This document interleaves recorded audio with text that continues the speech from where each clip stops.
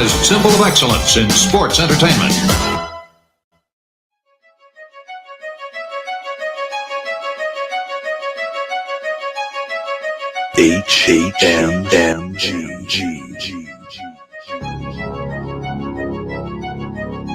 Hameen Media Group.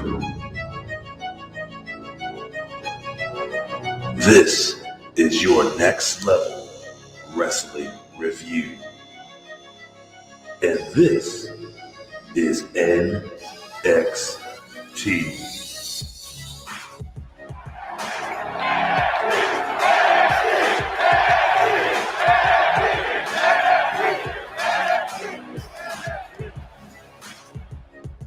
Good morning.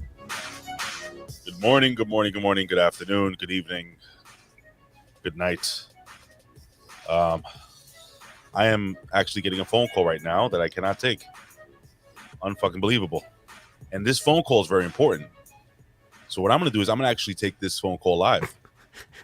You just said you can't take it, but now you're taking it. No, I'm going to take this phone. I've never done this before. I want everybody in the chat to be very quiet. This is my cousin. He actually is getting me a PlayStation. Are you ready for this? I have to call him back. I'm going to call him back live. I'm not even going to do... Just give me a second. Here we go. Oh, can't call him. Oh, it doesn't really matter. Continue. Should I play? Ladies and gentlemen, this has been... I'll just play this music before I do what I do. Fuck, I really want to call my cousin back. I don't know what to do. Anyway, ladies and gentlemen, if you don't know who I am the reporter, the people, the man on the planet, Big Ray here to stay. It's awesome. Lucha Libre, which is your Spanish lesson for wrestling today. And ladies and gentlemen, this is your next level wrestling review. And I got to tell you something, guys. Before I even introduce my co-host, the 12-time face slap champion. You know the guys, the fat guy that has the powder in his hand, and then you get the big giant black guy with the powder in his face and shit. That's what my 12 times champion of that, slapping motherfuckers. The only thing is that, well, you know, we'll discuss it in a minute. Ladies and gentlemen, once again, he is a 12-time face slap champion. I'm not talking about Ben Hameen. The Vet. He's a Rip Rogers guy. The Vet. Vet. Rip Rogers guy. The 12-time junior face slap champion, because he face slaps children. 12 and under. And he always wins. Ladies and gentlemen, he is trained by the Hustler. He's a Rip Rogers guy. He's the one, the only. The Vet. Jamie Williams. The Vet. How are you today, sir? Oh, we're doing the right thing. I'm good. How are you? How's your week, buddy? How's your cousin? I don't know if I should call him back. I don't know if I should leave and call. It's gonna be 2 hours before I return his phone call. But just want to give you a heads up. Situation is that I forgot that my cousin is a general manager over at PC Richards, and they get the bundle, the PS5 bundle, which includes 2 controllers, the Spider-Man game, and the PlayStation 5 disc gimmick for $700. That's with tax. So what does he need you for? Like, he knows he's supposed to get it for you, so... Well, I don't know why he's calling me. Maybe he's calling me to let me know he actually has it now. Well, so I would actually end this show right now. That? There's these things that telephones have now, portable telephones that we call them, and it's called a text messaging service. I'm going to try that. It's a way that people can keep in contact with each other without using their voices. He has an Android phone, because I use my iPhone as the fucking camera. So I have this phone. This is my backup phone, and it doesn't have any connectivity. Anyway, no matter. That, you know what time it is. It's time to acknowledge. Do we acknowledge them? Acknowledge the chat. It's a roll call. And first up, I guess this is alphabetical order. We've got Bobo. Whoa. You know, Bobo's always going to be right around that top because of the B, you know. And Canada Spaceman's right up there with him. Aaron Ben Shlomo, of course. A man that's worth remembering. Frank's Pickle Barrel Ass. A man that we can't forget no matter how hard we try. Homeboy88 is here. You guys checking out Homeboy88's podcast? You know, go check that out. Lab Rat is just popped in like while I was talking. It's almost to the point of interrupting and being rude, but I'm going to give him a pass on that. Scott Woodford is here. And the Adam Finch. Not to be confused with any other Adam Finches running around out there. This is the one and only, the Adam Finch is with us this morning. And thank you to everyone who has joined us on this fabulous day. So there's only like eight people in the chat? Yeah, for now. But you know the deal. What do I say every week? Google and YouTube, they may be screwing up. You know, there's all kinds of weird stuff going on. You might be in the chat and not be represented in the list. It's ridiculous. It happens. We're not leaving you out. We would never leave you out. Take it up with Google. We'd love to have you. I don't see Yohimbo. That's 2 weeks now. Sometimes he comes in later, but if he doesn't show up, that's going to be 2 weeks. And we didn't have, we didn't have Cujo last week, and now I'm concerned.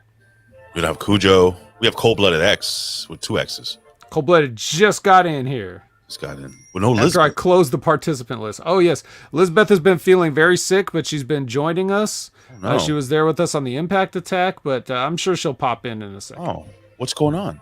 Did she tell you what it is? Oh, just COVID. just COVID. feeling fucking COVID. Put your mask on. Did not say that. Did not confirm that. Just said she's not been feeling well. I'm not fucking taking a chance. I'm wearing my mask. Okay, fair enough. But she's not here, so now that looks like a sleep mask. That looks like blinders that you just put on over your mouth. A very high quality mask. We have Sonic the Hedge Rat who just popped in as well. Ooh. Yeah, see, people are just filing in. Yeah, just fashionably late. They're all over. You know, this saves me from stuff. Let me take this fucking terrible thing off my face. Oh my god, it smells like cigarettes and tears. Morning, guys. Yes. Look who's here. Okay, now we can live. Oh, right. I get worried, Elizabeth. But you also have to put the mask back on, therefore. Oh, hold on. Oh, god damn. Do I have to wear my gloves too? Just to be safe.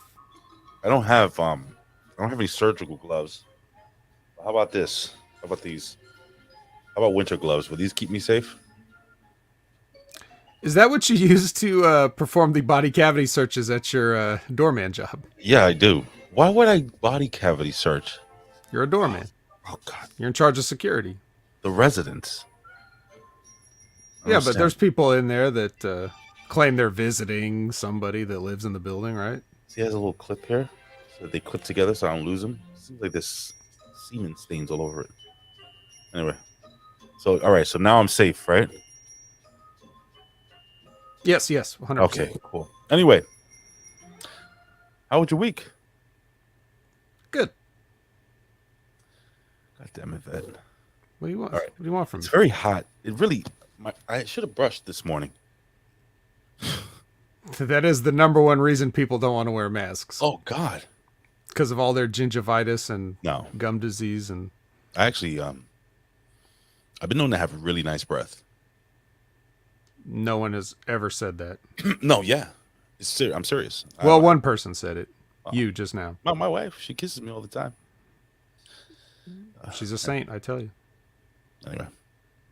Yo. Well, you had a Valentine's Day. You're not going to regale us with stories of all the great things that happened for Valentine's Day, Ray? I feel like this would be like the perfect thing that you would like to tell everyone, whether we wanted to hear it or not, about your Valentine's Day. So let's have it. Well, my wife, it was that time, I see. So the It was not the red roses and the red heart-shaped boxes of candy, but another sort of red that was... It's like when we went to, fool around, all I heard was that's all I got. So that was terrible. No, actually, so what we did was we went out on Thursday. Anyway, we went out Thursday, and we went to our very favorite place in the world, Mary O's. We had fantastic drinks, and this is the best part about this place. Jen doesn't like going anywhere else. She's like you. She doesn't like people, So she likes to be just around me for some reason, because I think I'm like, like tigers, when you train tigers and stuff like that, and they just let you in the cage, but they'll eat anyone else. It's my wife. Yes. Yeah. It's my wife right now, who's very mad at me. I told you off air because I got home late. I put this show up, getting ready to stream it. And, I usually send you the link around 2-ish, 2:30-ish or whatever in the morning. Took a bath, got into bed, and proceeded to snore like a fucking grizzly. So I kept her up the rest of the night. Now, wait a minute. Yeah. When you say you snore like a grizzly, do you mean that you snore like a grizzly bear snores when it's asleep, or you snore like a grizzly bear roars when they're angry and awake? I snore, apparently, like as if you hit a grizzly bear's balls with a brick, and he's screaming. Okay. So my snore sounds like a grizzly bear who's been hitting the balls with a brick. And he's screaming in pain. Okay, just had to clarify that. It's an important detail. It's been described as thunderous, earth-shaking, terrifying at some certain points when I stop breathing. No, I don't stop breathing. I had that machine one time when I was like 400 pounds. What is it called? The gimmick that so you don't swallow your tongue or whatever the fuck. I don't know. The sleep apnea? There you go. The sleep app. Yeah, the app. Oh boy. CPAP machine? Bro, it's like having somebody in like sleeping over you, going into your face the whole fucking time. It's terrible. Well, if you're too fat and lazy to breathe for yourself, then the machine's got to do it for you. Sounds like it feels like Darth Vader is making sweet love to you the entire night. Did you just picture Darth Vader just naked he has the cape and just the helmet. That's it. It's just like covered in burns, like his whole body. We know that now. We know his body is covered in burns. Not this Darth Vader. This Darth Vader has a body of a young Das Wunderkind. What is that wrestler's name? Alex Wright. Alex Wright. All oiled up. So it's just Alex Wright in a helmet is what you're dreaming about. That's basically what you're saying. Nope, it's what you're dreaming about. I'm describing what you're thinking. What made you got me. Yeah, got him. You sure showed me, right? Okay. So Mario's, is that like Tony D's? No, Mary O'Halloran. She's a wonderful Irish woman, and she runs an Irish pub down in the Lower East Side of Manhattan, and she's quite wonderful. But every time she sees me, she says, "Ray, you're a fucking joke. I love you, Jen, but how do you deal with this fucking piece of shite?" She's a wonderful person. I actually love her very much. She was on the ABC News. She's been on local news, on news in Europe for selling these amazing scones. Well, actually giving away a lot of food and helping feed the community over in New York City during the pandemic when everything was shut down. And she's made quite a name for herself. If you look up Mary and then the big O with a little apostrophe S, it's pretty fucking cool. 32 Avenue A, New York. Go check it out. I think she delivers. They deliver those delicious. You mean you could get a scone right now before the show's even over? By the time the show's over, you could be eating a scone live on the air? Are you allowing me or are you asking me? Either. Because I would love to fucking have a scone right now. One of her scones. How was your week? You can't get your phone to work. You already established that, so. How was your week? No connectivity. How was your week? It's good. I want to share something with you guys. Please. And this is only for the people watching. So this is I just wanted to show you my Valentine week. So see, this is me and Jen. Goddamn Instagram feed. Look, I know what this looks like. You know, those are the drinks. I Those are saw all these pics. Yeah, but you saw them. Maybe everybody else didn't. These drinks are fucking. So this right here is a Long Island iced tea, the brown one. 2 shots of Fireball, and that's just straight up vodka with apple flavoring. Mm-hmm. What do you call it? Apple martini. And those are the scones, bro. There they are. Those things are fucking incredible. Really fucking good. What's that plate cost? Like $32? That's a nice plate. It's a very heavy plate. This is her famous shepherd's pie. So good. See this sauce back here? The Chef Brown sauce? Yeah. Bro, that shit is, I don't know what's in it. It could be fucking, oh, that's me just looking fucking sexy as fuck. Yeah, dude, it's incredible. And this is me, and I'm figuring out which Simpson character I am. Yeah, they give you Snake. Fucking accurate. See how happy I am there? Oh. Oh, I love Snake. Snake is awesome. Yeah. All right. Anyway, listen, guys, we have a lot of stuff to talk about. Before we do that, I just have to ask you, Vet. Let me just block this guy. How was your week? Good. Oh. Listen, all jokes aside. Oh shit, I shouldn't have closed this out. God damn it. I wanted to put somebody over. I'm gonna do it anyway because it's our show. I can do what the fuck I want, right, Vet? Absolutely. Right.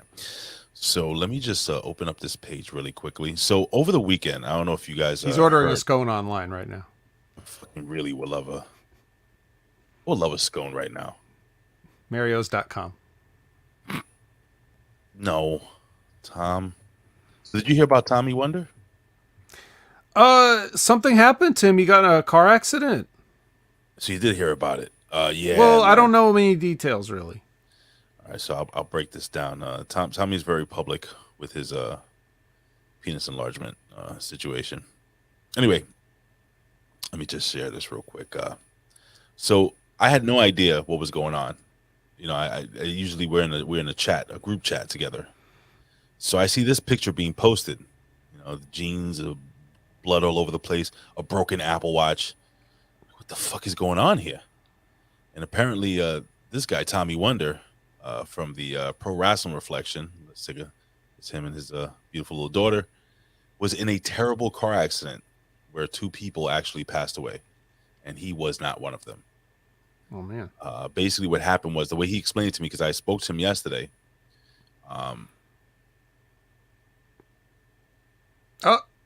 Ray accidentally closed himself out, so we'll just kind of vamp until he gets himself back together. So. Sonic the Hedgehog, I'm glad you enjoyed Ray's back already. You did the same thing last week, Ray, I think. Why do I do this? Instead of clicking the button to get out of the fucking Facebook page. Assume that you're shaken up because you're remembering that Tommy Wonder was in an accident in which 2 people lost their lives. This is the way he's described it to me. So he's from Detroit, Michigan. Okay. And he said he was driving home one night from, I guess he was out with his friends or whatever. And, a car sped past him on the right, kind of swerved, spun, hit the wall, and then right back into him. And that's kind of the last thing he remembered with that. When he was kind of like, oh, and he said that he was bleeding profusely. So I think he got 48 stitches, if I'm correct, on the top of his head, because his head went through the, not the windshield, the side window. And he's lucky to be alive. He actually, unfortunately, saw the 2 people pulled out lifeless. And apparently he went back into the car, which could have exploded, the idiot, to get a shirt to cover up his head. But now I told him, I said, look, now he looked like Dr. Evil. The big scar on his face. But he's fine. He's doing well. I called him yesterday. They did all the scans and everything like that. And yes, he could have been him. So just remember, guys and gals, live each day as if it's your last. Don't commit any crimes, though, because Yeah, and don't spend all your money either. Yeah, don't do that. Need that. I don't know if that term is really responsible. Live each day. Yeah, I think that's actually just something that sounds good, but it's actually really dumb. That is really fucking terrible. That's what we'll talk about Dolph Ziggler later, but yeah. So that's good. That I assume Tommy won't be missing any podcasts and leaving the professor hanging, right? Like I'm sure he'll just be going from the hospital bed, right? Just well. No? I actually have sound of the accident. Oh, boy. Roadhouse. There you go. There you go. That's all I had. I didn't have anything else. All right. All right. So I think that's it. I think it's time. We can jump into I have no energy today, Bet. Because when right. Jen when You I always woke say up that. when Jen woke me up at 5 o'clock in the morning because I kept her up. Did I tell you that part? When she smashed her hand onto the bed, she's cursing and what the fuck? You fucking bear, you dinosaur. I mean, she lived with you long enough before you got married. What is a brachiosaurus? What is a brachiosaurus? Don't It's like a brontosaurus, but it has a different shaped head. Were you a dinosaur fan as a kid? Yeah. Or are you just really fucking smart? My head is filled with useless dinosaur trivia. No, but yeah, dude, of course, when I was a kid, dinosaurs was the hot thing. It was a hot You know? And they remained hot. Mm. Like, I can't believe how many people love dinosaurs still. Are you gonna watch that new Jurassic Park movie? Eventually, maybe. That I'm last going. one was so bad. I'm going. Dude, I went to go see that with my friend, and like in 10 minutes into the movie, he leaned over and he was like, "I'm sorry," because it was his idea to go to watch Actually, this movie. I have to. I'm sorry. I have to correct the Media M5. It is not the largest dinosaur, but per volume, he was the I think the heaviest. If I'm correct, Perhaps. The Brachiosaurus, right? The Brachiosaurus was taller. He was not long as a Brontosaurus, No. also known as an Apatosaurus, or Right. a Diplodocus. No, Diplodocus. is Those were longer very than long. Apatosaurus. Long dinosaurs, but Brachiosaurus was like those, but kind of taller, like a giraffe, more like. What was one of his defining features? And I'm not googling. I know. Well, I mean, the Brachiosaurus, he had that little head crest, right? yes, and his it's like- the This is the dinosaur for the Jurassic Park fans. This is the one that sneezed on the kids. yes, that his nose holes are up high, so he could be head deep in water and still breathe, like a scuba gimmick. Not scuba. What do you call it when you snorkel? Very interesting. Yeah. What was your favorite dinosaur growing up? I always thought the plesiosaur, or what the alleged Loch Ness monster was supposed to be, was a cool looking dinosaur. With the flippers? It was like a little brontosaurus, but instead of legs, it had little fins. So I thought those were cool. How about the old Stegosaurus? Pretty solid dinosaur. Mine was Triceratops. 8 out of 10. Easily. Triceratops? Oh, Penceratops. What about the Styracosaurus? What the fuck is Styracosaurus? It was like a Triceratops. Oh, with the horns on the. Yeah, it was like it was like more spikes. Yes, I know what you're More talking horns. about. Around the protective shield, bone shield, it had spikes over it. Yeah. That was pretty dope, bro. What about the dinosaurs? Yeah, them too. Was that the one where like they rode dinosaurs and gave them armor? No. Very no. Which one was that? I don't remember. And chat, you have to ask chat. Chat. What cartoon did they put armor on the dinosaurs and ride them? What is So that? I remember I had a toy of like this guy. He was like one of the riders, but he was like some alien that looked like he had like a hammerhead shark head, and he wasn't one of the dinosaurs. He was one of the pilots. This is what I'm talking about. Dino Riders. No, Lab it wasn't Rat Dino claims Riders. It's Dino Riders. No, it was He not claims Dino. that. It was I not wouldn't- Dino Riders. He's in the lab, so you know he's smart. Hold on. Can you hear this? Of course you can. I don't want you to Hear hear this that ad? part. I don't want you to hear the ad part. I want you to hear this part. We used to be 4 ordinary teenagers. Until one day, You hear that? we met some new friends from out of town. They were called Dinosaurs. My friends. What does that even mean? Why are they saucers? Why It's saucers? Dinosaurs from outer. A saucer is like Oh, like shit. it's like a shallow plate. Time out. Did you just see something here? What does this remind you of? Watch what they do here. Look at the ring. Oh, ain't this Captain Planet? That is Captain Planet before fucking Captain Planet. Captain Dinosaur, you more like. Unbelievable. You don't remember dinosaurs, bro? It wasn't my thing. No, Dino Riders, they're correct. Aaron and Really? Labrat are correct. And Bongo, Dino Riders. I don't remember. That must be Mandela effect, dude. No, it's not a Mandela effect. You just fucking forgot it. That's all. Okay. Well, anyway. What do we do here? Oh, yes. Ladies and gentlemen, it is time. We have some news to talk about here, apparently. I'm going to keep this short this week because there's only one story that really means anything this week. And there's a bunch of stories, like, within this one story. It's incredible. But ladies and gentlemen, like the son of a plumber, we go to the 3 count.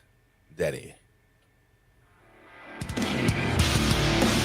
This is the 3 count with today's biggest stories in pro wrestling, world news, pop culture, sports, and more.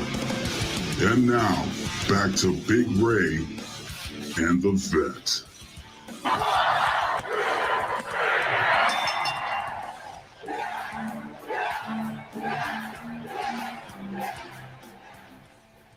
During an interview alongside his daughter, this being Vince McMahon, it was an interview that just happened yesterday. And Vince McMahon was alerted that Cody Rhodes had just left officially AEW. And this was a live interview, and this is what happened during this interview.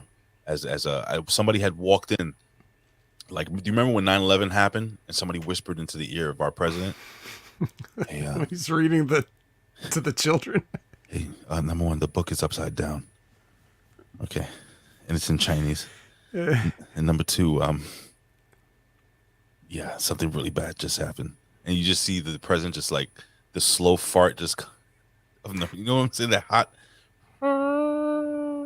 like, oh, what the anyway.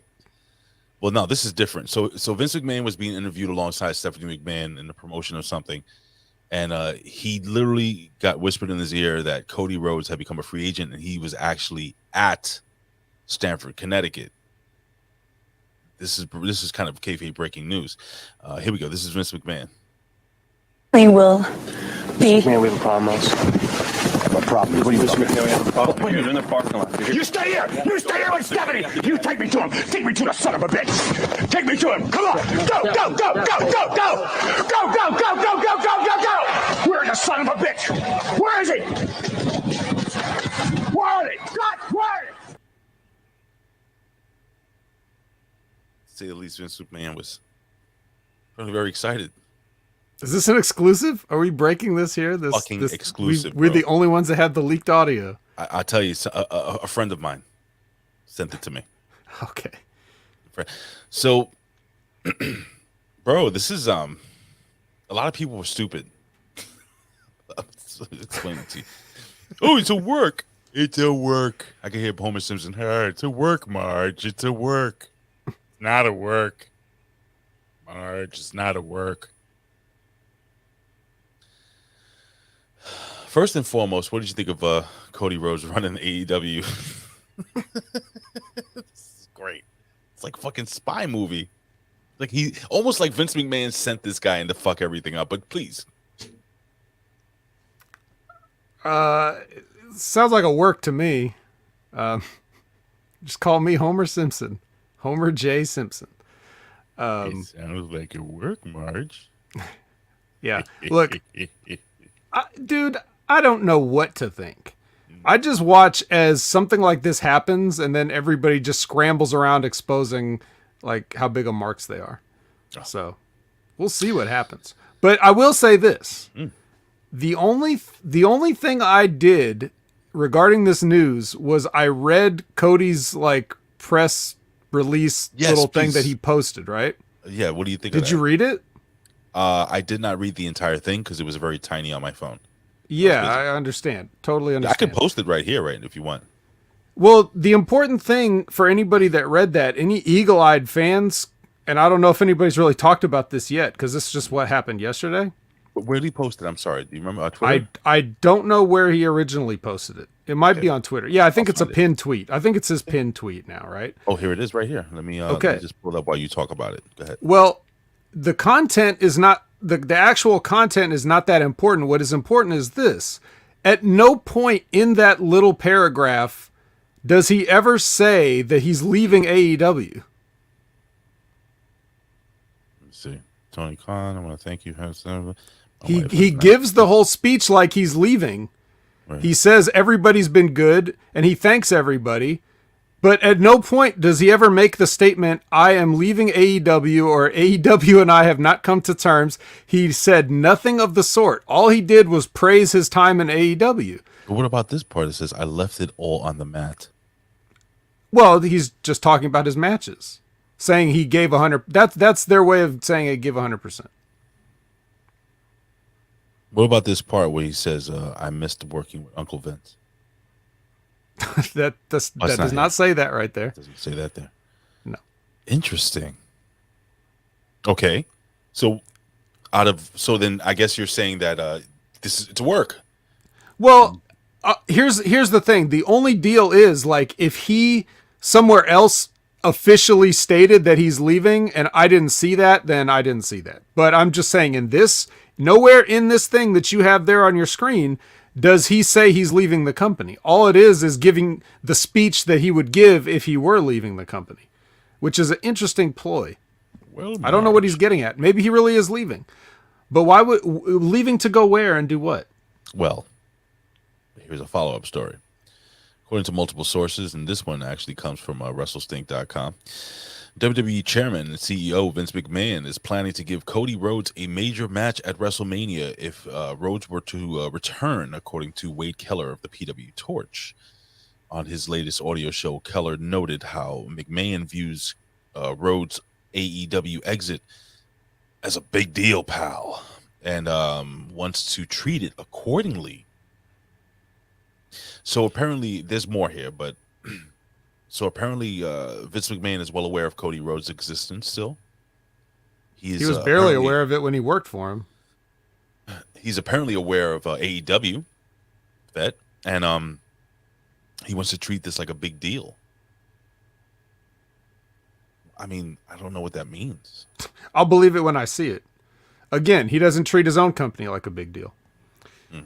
I just find it very, like, just take everything you hear, all these reports that you're hearing from all these different sources who have sources.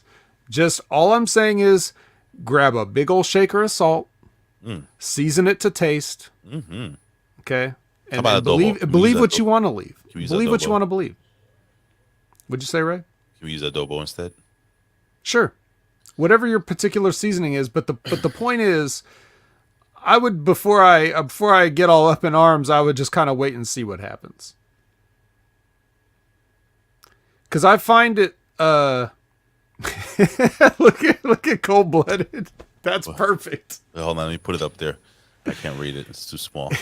Okay. AEW. What?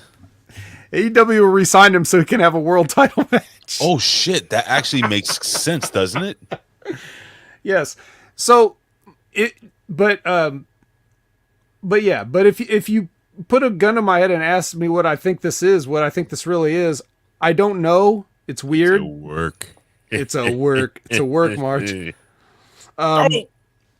But I do think that of the two options that he is just going to come crawling back hat in hand to the company that made him want to quit and go off on his own and do this other stuff and then after he kept making a bunch of like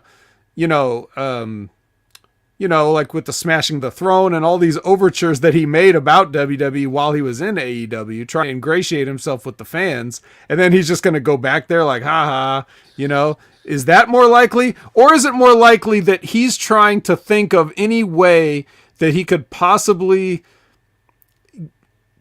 take the heat that he's been getting off of himself and try to do something that's never been done before?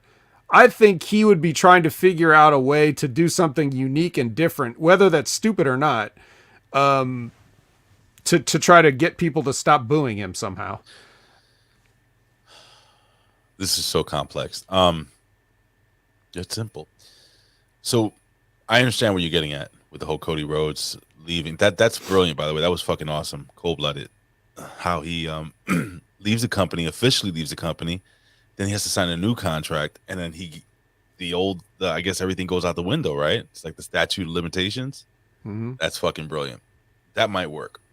But according to TMZ, and TMZ has very close ties still with that piece of shit, Lion Ratton. And I'm sure that Lion Ratton is feeding them this information. This is a story from TMZ.com saying that it's happening, that the Cody is in fact in negotiations and has been in serious negotiations with Vince McMahon personally. So does that change your mind a little bit? That No. Vince is actually talking directly to Cody Rhodes? No, because I just don't believe that would happen. Oh shit! Or is this the whole Forbidden Door thing that was talked about a couple of months ago, where Vince wanted to have a conversation with Tony Khan regarding doing some business? Could be. Is there a possibility that this is, it's a shoot that his contract ran up, but that he Allegedly, it's a shoot. right? Since when do we ever see people's contracts? Well, on TV when they do contracts. Oh yes, of course. The little pieces of paper that have the big Raw and SmackDown logos in the header. Right. Yeah. When they flip the table over, you know how it goes. Mm-hmm. Oh yeah. Before the food fight. Well, that's Thanksgiving. My bad. So, what are the chances, guys, that this is the ultimate Forbidden Door gimmick, and we're gonna have Cody Rhodes one week on Raw or whatever, and then the next week on fucking Dynamite? That would be fucking incredible. What makes me laugh, and we have Jamie, are you still allowed to, or you have the capabilities to go on our Facebook page at all, or do you not do it? I wouldn't. I mean, I could probably see the page, but not having an account myself, I couldn't like interact with it or anything. Because you still pop up here as an account. Weird. Doesn't fucking matter. Yeah, you do. It's weird. But we have this little gimmick here on Hami Media Discretion Group, and it's what is it called? Stupid Things AEW Fans Say. Right. Okay. And I'm trying to find this featured one here. I'm not gonna post it here, but I have to. I'll read it because it's just fucking stupid. Anyway, this is all right. I can't find it. It is what it is. Oh, here it is. So let me go to the comments. Okay, so we have these people. You remember how you said that you just can't wait to hear the marks, just like losing it. All right, I'm not gonna fucking waste my time with this. Let me just close this out. So people were like going on Twitter, calling Cody Rhodes a traitor. Him and his wife a traitor, and saying that he was a spy, and all this retardedness, bro. Just losing it, just like really angry, and the venom they spit at Cody Rhodes and is lovely. Actually, you know what's funny? Ever since Cody Rhodes left the AEW, I appreciate him more. He's fucking great. Really?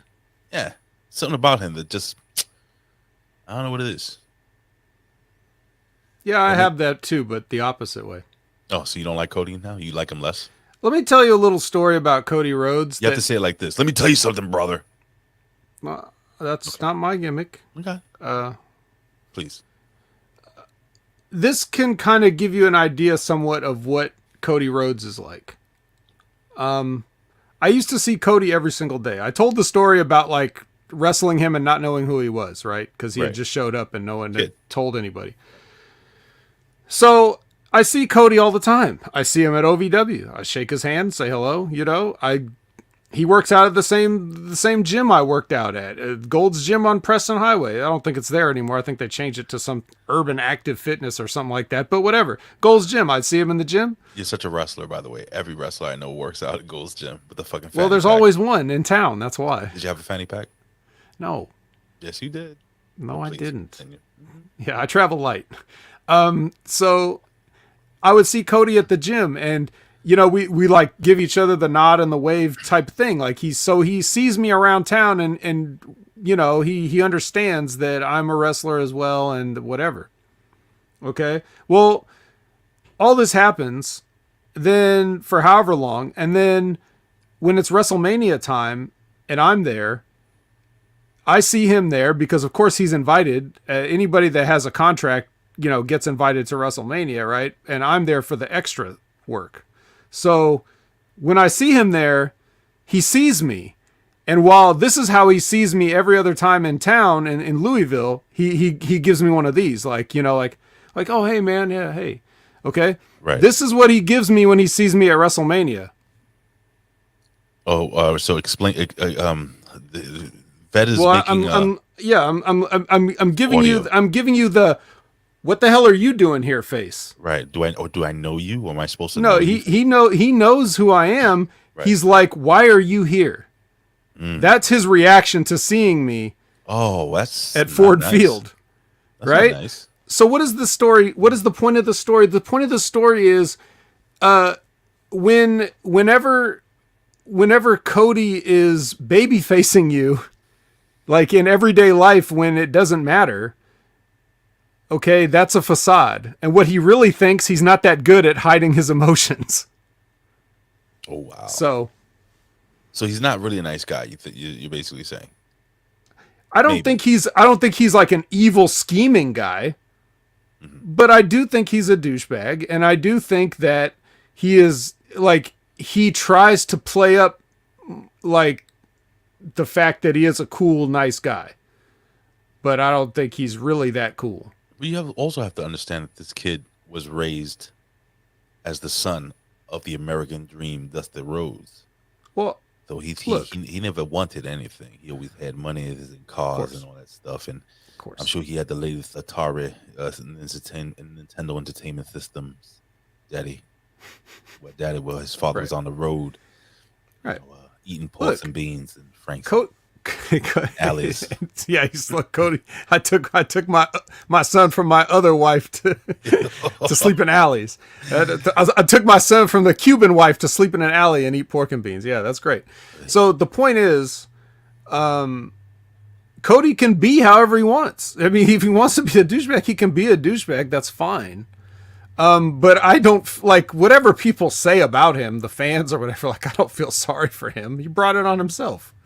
I don't care. Yeah.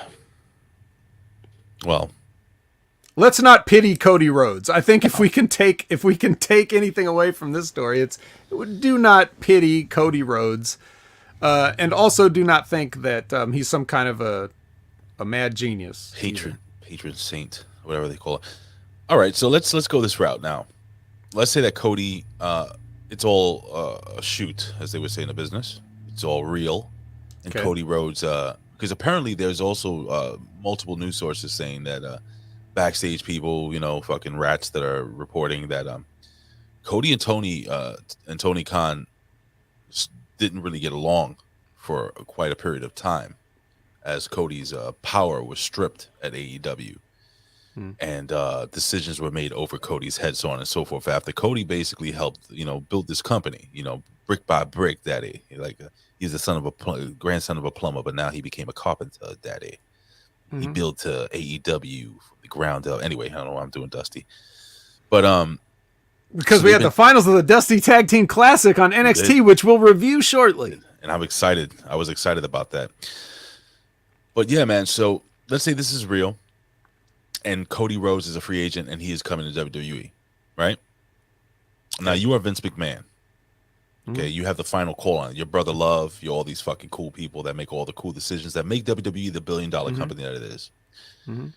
What would you do to make Cody's return a huge deal and successful? And what do you think WWE will actually do? What do I think they'll actually do? What I think they'll actually do is he'll be on Main Event with Omos in 4 months. Oof, with Veer? Oh, Will he be maybe coming- Veer. Will He should come bring before in Veer. He should be Veer's mouthpiece. Veer should be his bodyguard. I look at it the other way around. Okay. He'll be okay. But please, so all right. You have the question. Two-parter. What would I do? Dude, well, what would I do with Cody Rhodes? I would tell him kick rocks. We didn't want him before. Why would we want him now? That's what I would say. But if I'm forced to use Cody Rhodes, like it's like, all right, we're bringing him in and you have to do something with him to be successful. If I'm not trying to bury the kid on purpose. Right. For those listening on audio, that is in very deep thought with Jack Handy. Yes. Deep thought. Was it? If Jack Handy, was it? If God, yeah. SNL? If God lives inside all of us, and I believe he does, then I hope he likes enchiladas because that's what he's getting. Deep thoughts with Jack Handy. How many people know what we're talking about? Who even is there for Cody Rhodes to come in and do anything with? Like, do you really want? Do you Veer, yeah, Veer, but besides Veer, because he's not there yet. We have to do something until Veer arrives. And I think that, do you just, is the WWE so watered down and weak now that he just goes right to the top with Roman? Would you bring him in NXT? That's probably what would happen. That's what would happen, but that would be the burial. We're trying to make it successful, right? So, this is a good question here. I don't know if you want to read that, but I'll read it to you. Can you tell me what Cody did in AEW other than trying to be a C class, not even a B class, a C class Jeff Jarrett? No, I can't. But saying he's Jeff Jarrett is giving him too much credit because Jeff Jarrett can work. The thing about Cody is he's more like a C class John Cena and Triple H. That's what Cody has always been. He only knows two things, John Cena and Triple H. For Triple H, he tried to get all the presentation, like with the elaborate entrances and then of course the backstage politics. And then with John Cena, he tried to get the ingratiating himself with the fans to the point of being overly careful with his public image. And that's why everybody turns on him, because they know that he's completely disingenuous with everything he does. So they don't get behind him like they get behind guys like Daniel Bryan. They perceive Bryan Danielson to be a genuine dude, and that's why they love him so much. And he probably is a genuine dude. I've never seen him do anything that would lead me to believe otherwise. And if you ever watch Total Divas and watch him put up with his wife, then you realize he's even a better man than we think. Meanwhile, you watch Cody and his wife on reality shows and you're like, they deserve each other. Did you see this picture of Cody Rhodes? Is that what is that? Super glue? It's crazy glue. He's crazy gluing back the old Triple H seat that he broke up. Remember when he did that stupid thing? Yeah, that's the whole thing. Is just the idea of him coming back to the WWE just seems ridiculous to me. It doesn't seem as ridiculous that he would want to, even though that does seem ridiculous. But it seems like even more ridiculous they would actually care or want him or use him for anything other than they're like, just like, okay, now we can fuck with him. You know what I mean? Now he's under our control. And he has to know that that's what they're thinking. That's why I'm like, why would he go back there? Well, Labrat thinks that Cody thinks he made a big name in AEW, probably sees himself as a Nash or Hogan, which is not the case. Agree. Right. Exactly. 100% Lab Rat. That is on the money. He thinks. That's the key. He thinks, and it's not the case. That's basically the summary of Cody Rhodes' career. He thinks, but that's not the case. So yeah, I don't see them wanting to do anything with him. Think about just the idea, forget everything else for 1 second. Just think about the ordeal they went through over the Rhodes name. And then he's just supposed to show back up and be like, just kidding. I'm Cody Rhodes again, daddy. Yeah, they tried to keep that name from him. He tried to get it. He finally got it. And now what? Just go back? For what? To be Stardust? For money? He already has money. For a lot of money. Very nice, very evil. He could re-sign with Tony Khan for more money. Tony Khan doesn't want to pay. Basically, what we're going to see here, Ray, is we're gonna be asking ourselves one important question: What's Cody Rhodes doing in the Impact Zone? Oh. Did you see this bracelet my wife got me? Let's see if you can. I don't know if you can see it. Yeah, it's pretty bracelety. It says Big Ray on it. Oh. See it? Can you see it with the engraving? What's Big Ray's bracelet doing on the Next Level Wrestling podcast? I told my wife, I said, what is this? So in case I forget my name. I don't think she got the joke. Large cute. Ray. Anyway. That's what she's been known as sometimes. Yes, that's what Miss Chris Silvio calls me. He calls me Large Raymond. By the way, don't forget, guys, if you have any injuries, if you need a good attorney, call 1-800-555-OUCH. That's 1-800-555-OUCH. Chris Silvio, he's an attorney at law, and he's doing some great things for great people. With the Macho Man glasses on. Why not? What attorney doesn't wear one of those and a fanny pack? Guys, if you're not watching NWA, we gotta watch now. Not only because Cody's gonna be there soon, but because Chris Silvio's there now, and he's doing some good shit. He is not enough, actually. I binge watched like the past 4 or 5 episodes that I hadn't caught up on, and I'm like, there needs to be more Chris Silvio on this show. Come on.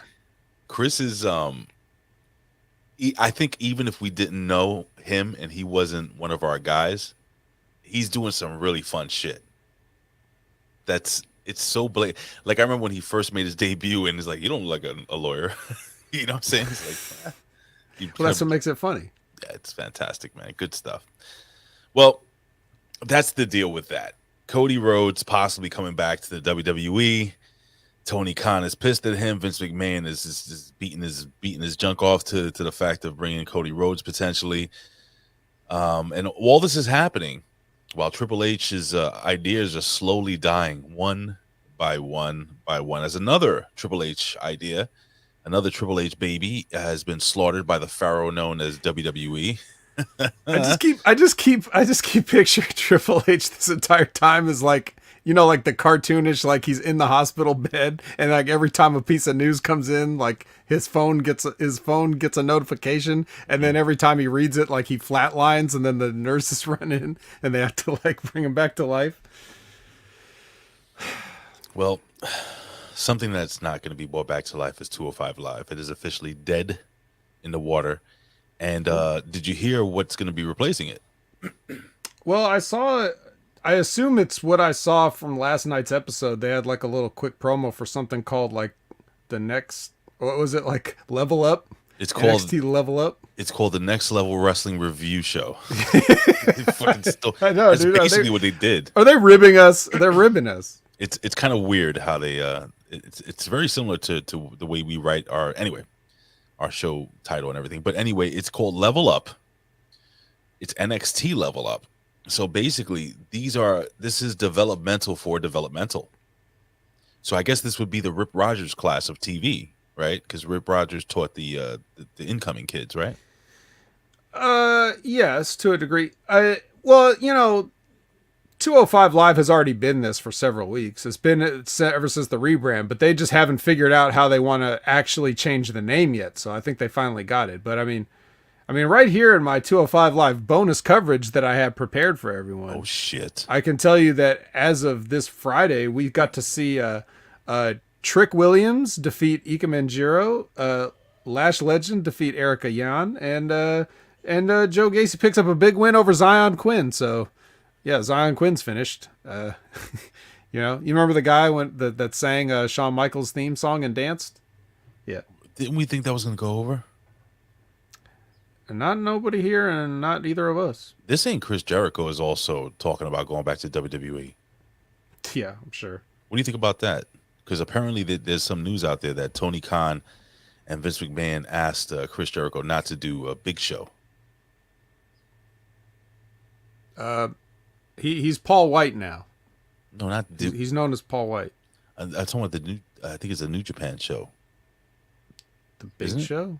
Isn't it called Big Show? The Go Big Show? No, the G1 something. The Fast Foodies? G1? G1? Yeah, he was supposed to do G1 or something like that. Chris Jericho? Yeah. He can't do G1. He's too fat. He's not too fat. Chris Jericho's like 4'11". He's stout, but he's like 180 pounds. How is he compared to Tomohiro Ishii? I don't know what that is. You called him. I know what that is. Yeah, I ordered that for dinner last week. Oh, the potato with legs. Yeah, that guy's the shits, bro. How dare you? It is. It's a fact. You're a son of a bitch for saying that.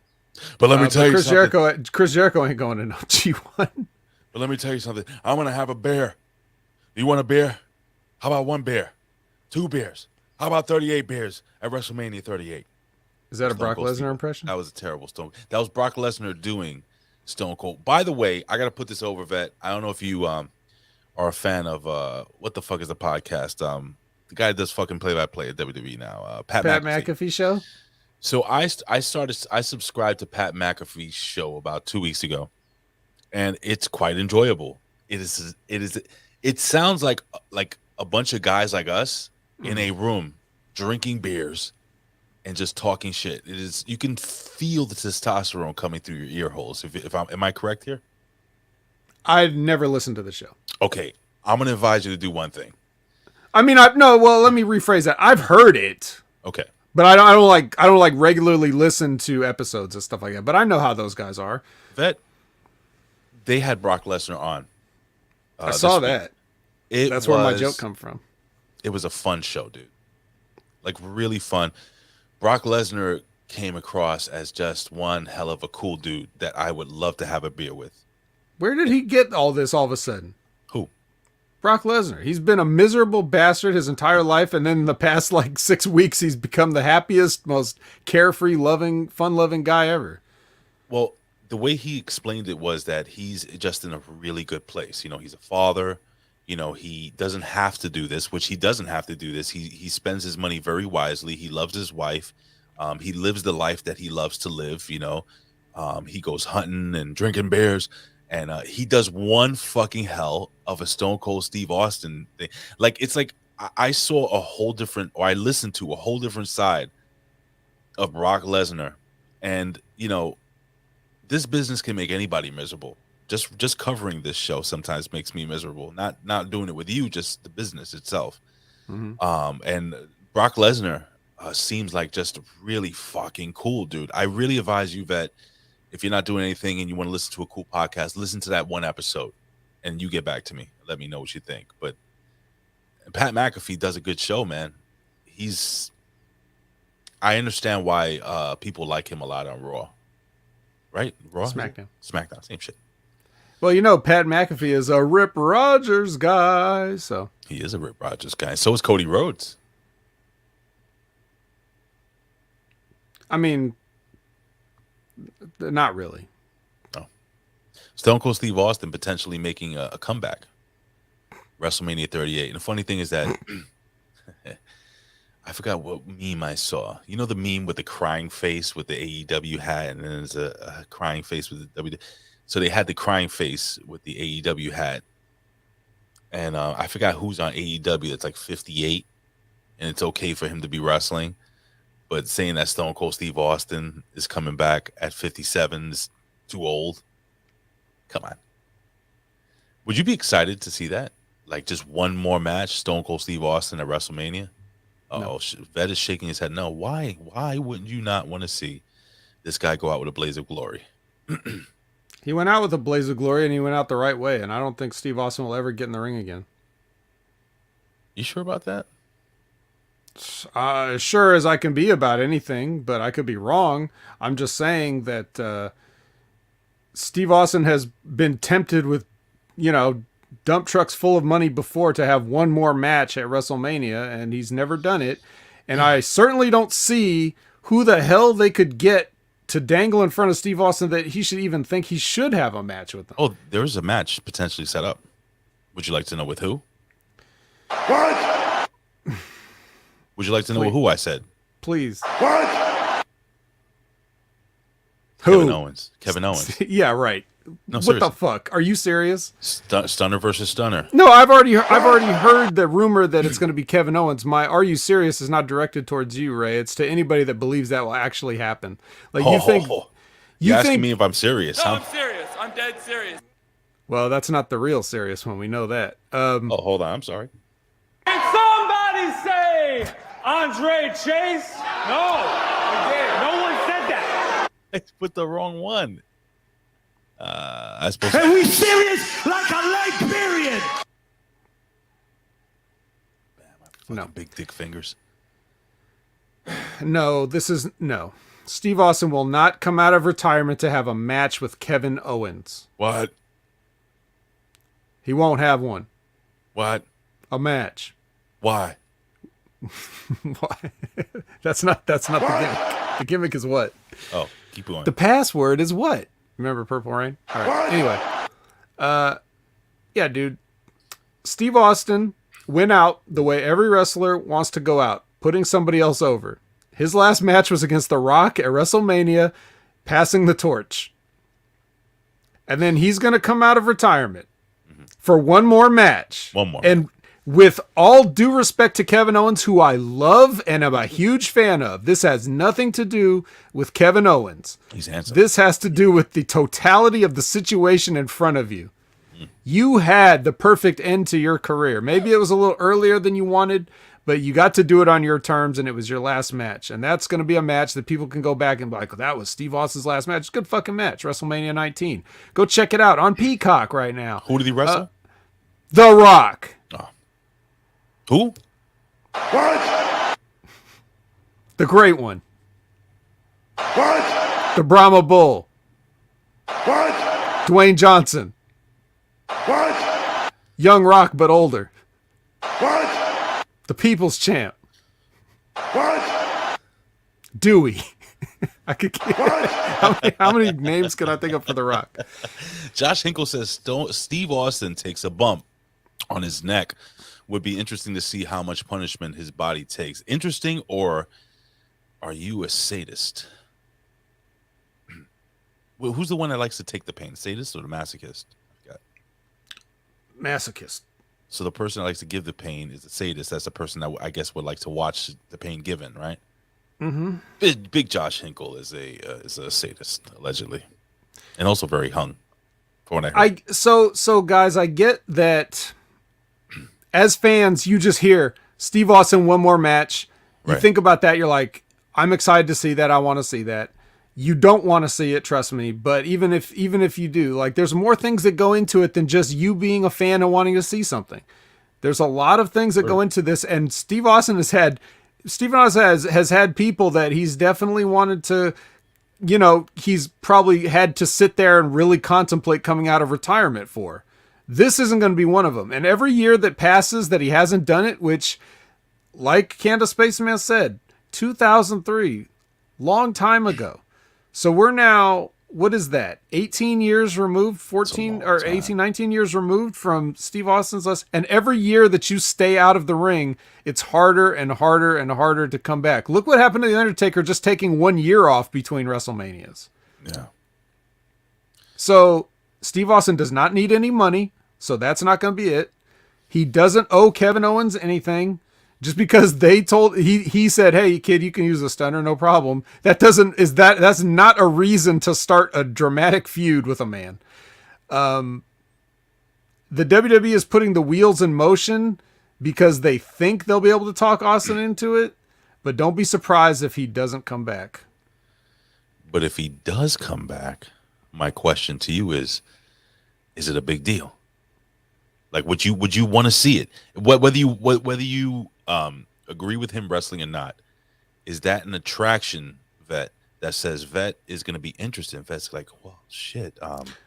Would I watch this? Yeah, yes, I do think so, and I think one of the reasons that the WWE wants to do it, I speculated. Did I speculate it here on this show? But I speculated that. I think that the WWE is afraid that they're not going to be able to sell out that stadium 2 nights. You don't think so? WrestleMania. I'm saying if there was ever a time where you can't just count on the WrestleMania name to sell a show, which again, it's 2 shows, So dumb. I'm still and you got to come, like, WrestleMania was the thing where people came in from all over the world to be a part of it. And Oh yeah, now with the restrictions and everything. Right. Right, So yeah. there's that aspect to it. And there's not only just the restrictions, there's going to be people that just don't want to deal with it, period. Like, I'll just watch it at home. Like that's good enough for me. So I think that, yeah, damn right. WrestleMania today is not what it was in the past. So if Austin shows up, it's a big deal that Austin's coming back, but then it's going to be just another match on one of two nights against a guy that no one really thought they wanted to see Austin work with. It was not a thing to them. It would have to be, something astronomical to get people to really be like, okay, that's it. I got to go to WrestleMania and buy a ticket to see this. And I think that's why they're trying to bring Austin, like they're making overtures. You heard that report that they've made overtures to Austin about really strongly trying to get him to come back for a match. Yeah, because they're afraid this WrestleMania is going to tank. Who on that card, besides Roman Reigns, or obviously Brock Lesnar, could be that marquee matchup for a returning Stone Cold for one more match on that roster right now? Is there somebody? No. Is there another legend that he could? The Rock? Oh my God. One more time, The Rock versus one Stone more Cold Steve time? Austin? I think The about Rock would. that. I think Steve Austin would be even less open to that. So you think they'll main event one night with The Rock and one night with Austin? That might put butts in seats. If they can get that done. If they could. I don't think they're going to get The Rock though. Are you sure? I think The Rock doesn't want to be attached to this shitty product. Because you heard about, like, I'm sure you heard about the plans were for him to face Roman Reigns at WrestleMania this year, right? That was the original, right? Right. And now for some reason, it's not going to work out, right? Like, for some reason, The Rock, okay, look, The Rock has a scheduling, like he's, I've got to make a movie this day, or I've got to be on okay, look, you mean to tell me that The Rock, How about the Man Dwayne versus Johnson, Austin? okay, that I would pay to see that. Yes, there's your star. There's your marquee star. You're saying The Rock versus Austin. I'm Yeah, sorry. you mean to tell me that The Rock, with all he's got going on, couldn't just shut down his schedule for just a few hours one night and have a match at WrestleMania if he felt like it? He could do that. So any excuse you hear about why he's not going to be at WrestleMania or perform at WrestleMania is really just The Rock saying, I don't want to touch this. I'm a big star now. I don't need to deal with this anymore. I don't need to lower myself to this anymore. It's a good point, dude. It's a very good point. I really don't know how to. I don't know. I guess the morbid curiosity would kill me, though. Well, I mean, yeah, it's like you tell me Austin's going to actually show up at WrestleMania so that I have to eat all the words I just said on this here podcast, then I'm happy to eat the words, but I just don't really foresee it happening. And as the great Stephen A. Smith once said, if I'm wrong, I'm wrong. But until I'm wrong, then damn it, I'm right. He is great. And you know what else was great? This NXT Vengeance Day. Vengeance Day. Don't do that. I felt that in the core of the cockles of my heart. It shook you to their very core. Yeah, Large pal. Raymond. Call me that from now on. You got it. Ladies and gentlemen, it is time to review NXT 2.0.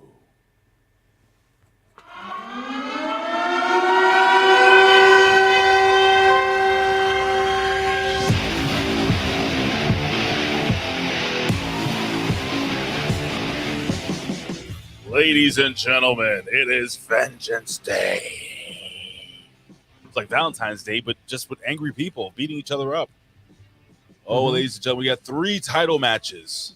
We have a person who is allegedly going to get arrested, and we have the audience clearly looking at the ass of one of the wrestlers.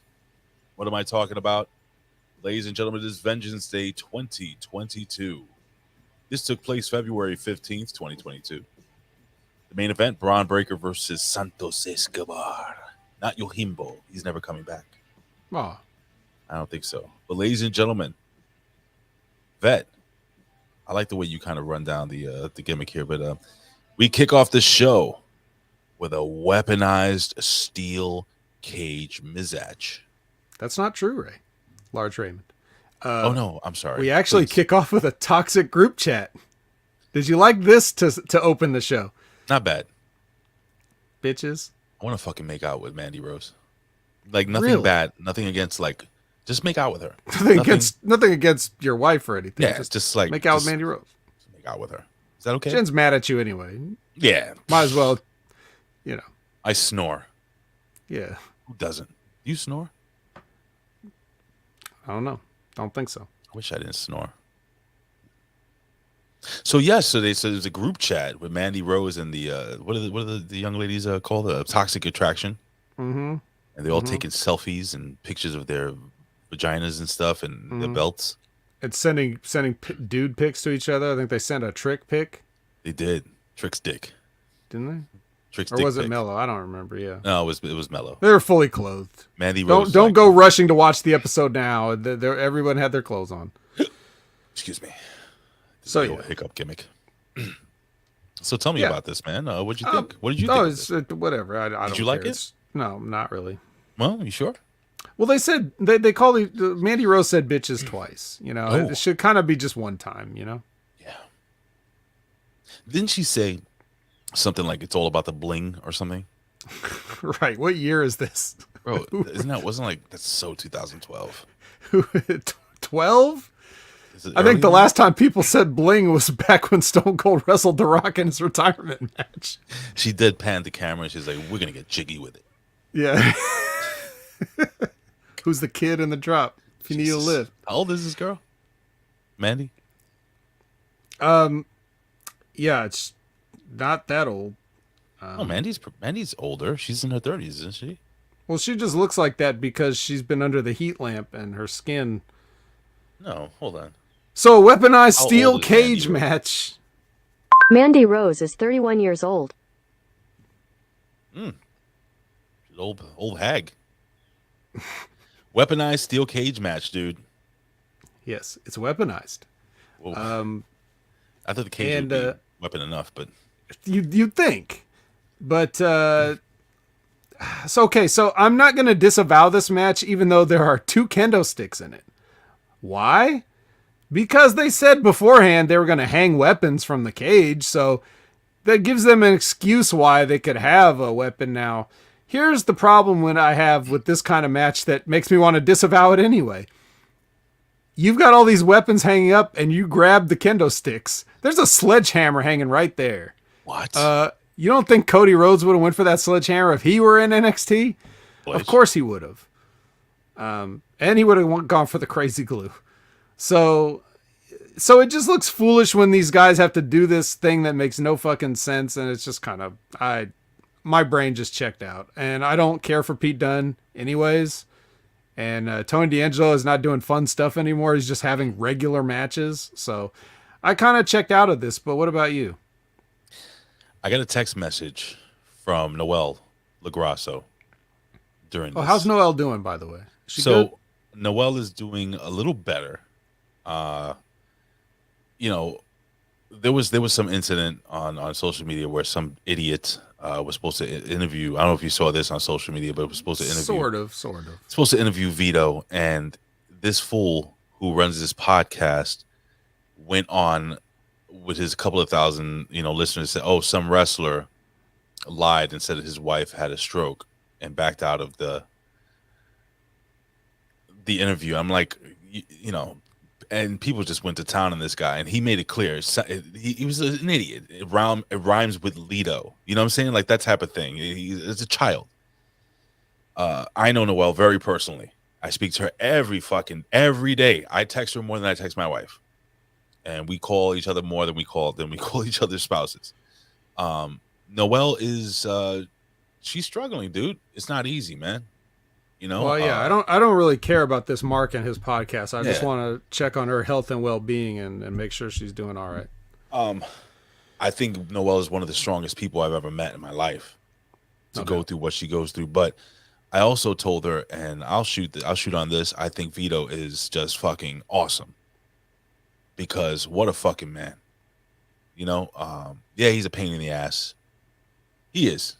I love Vito. He's a pain in the ass, but he's there every fucking step of the way, and I think they're lucky they have each other. You gotta be, man. That's the vows, sickness and in health. Word. Come on. Now, speaking of Vito, and I'm speaking to Noelle. So Noelle texts me, right? And so Wade Barrett makes mention of Tony D'Angelo's cousin, Vito, who runs a car dealership in Schenectady, New Jersey. Did you know that Big Vito, who's been cutting promos with Tony D'Angelo, like cutting him in? I don't know if you check out his fucking TikTok. It's actually very fucking good. Big Vito brand on TikTok. They've gone viral a bunch of times. That's their niche. That's their thing. Big Vito was a car dealership manager near Schenectady, New Jersey. So Noelle is texting me. She goes, I think they think Vito is still a car dealer. He owns a car dealership. And I won't be surprised. I don't want to put it out there yet that we might see him on WWE TV as this kid D'Angelo's uncle or cousin. Am I breaking something? Or maybe Wade went into business for himself, taking a rib. But either way, am I assuming or am I reporting? Only time you are the reporter of the people. Only time will tell. All I will say is just check out the at Magic Tea Spiller. That's TEA, like tea drinking tea spiller. Check her out and check out at Big Vito brand. And we may have some interesting videos coming up very soon on their social media. Check them out also on TikTok. But yes, so anyway, Tony D'Angelo versus this fucking goofball. And listen, man, do you think that that cricket bat was gimmicked, or you think it was meant to break? You think it was meant to break over the back of Tony D'Angelo? Yes. Okay. It was all right. I mean, they beat each other up. I think the wrong guy went over. Even though I think this is the guy that they're trying to put over as I don't know. I'm not a fan of you're a big fan of what's his name, Pete Dunne, right? No, never. You don't like when he wins a match and he shrugs his shoulders? Meh. No.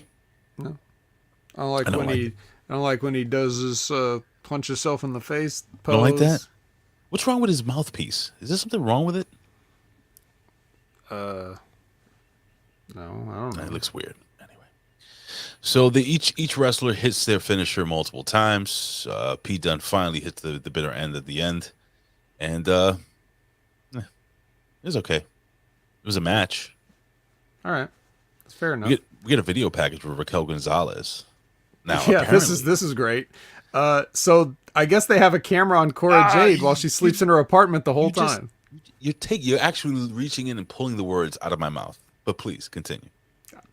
Yeah, like so. Is this just a? Do you think this is actionable? Like, do you think if Cora Jade, when she watches this episode, she's like, "Oh my God, you just have people watch me sleep"? That's my camera. Yeah, it's your. It's actually your iPhone. It's my third iPhone. Yeah, third iPhone. Yeah, then we get a nice training montage, a little Rocky 4. Third eye, no. Which is no, I'm not putting it over. Rocky 4, which it's funny because her name is Raquel, and you could say Rock Dog. Rocky Raquel was my favorite raccoon. Mm-hmm. Rocky Raquel was my favorite raccoon. What was it? Rickety Rock. What was the song? I don't know. Do you have anything other to add to this? Let me see. They ran. It's weird. I guess you could consider this a filmed crime as well. Why? Well, the crime is the film, I think. Oh, the filming of the young yeah, lady. They were already in her apartment with the lights off while she's sleeping, and they watched her. They got a close up on her phone. There's just some hairy, sweaty dude holding up a camera on his shoulder all night. Yeah. Oh, dude, she's awake. Okay. pull the blanket back up. Because this will get ratings. This will boost the sagging ratings that NXT has been suffering from lately. Elizabeth, it's her nanny cam. I've seen some nanny cam footage. This is a lot more HD than those nanny cams. I've seen some nanny cam videos on certain websites. Anyway. So we get comments from the Diamond Mine and MSK ahead of their match. Nothing spectacular here, but they're just saying some couple things. They show Melo and I'm starting to like their manager, by the way, a lot more every week. What's his name? You should have liked him from day one. Yeah, but he's growing on me more and more. Like I think he's getting really comfortable and getting into his own, and he's something sorely missed in wrestling, which is a good manager. He goes to WWE, he goes to the main roster, he's fucked. Yes, true. Except maybe not. And I'll tell you why. Because the moment NXT 2.0 got a revamp, he started going off.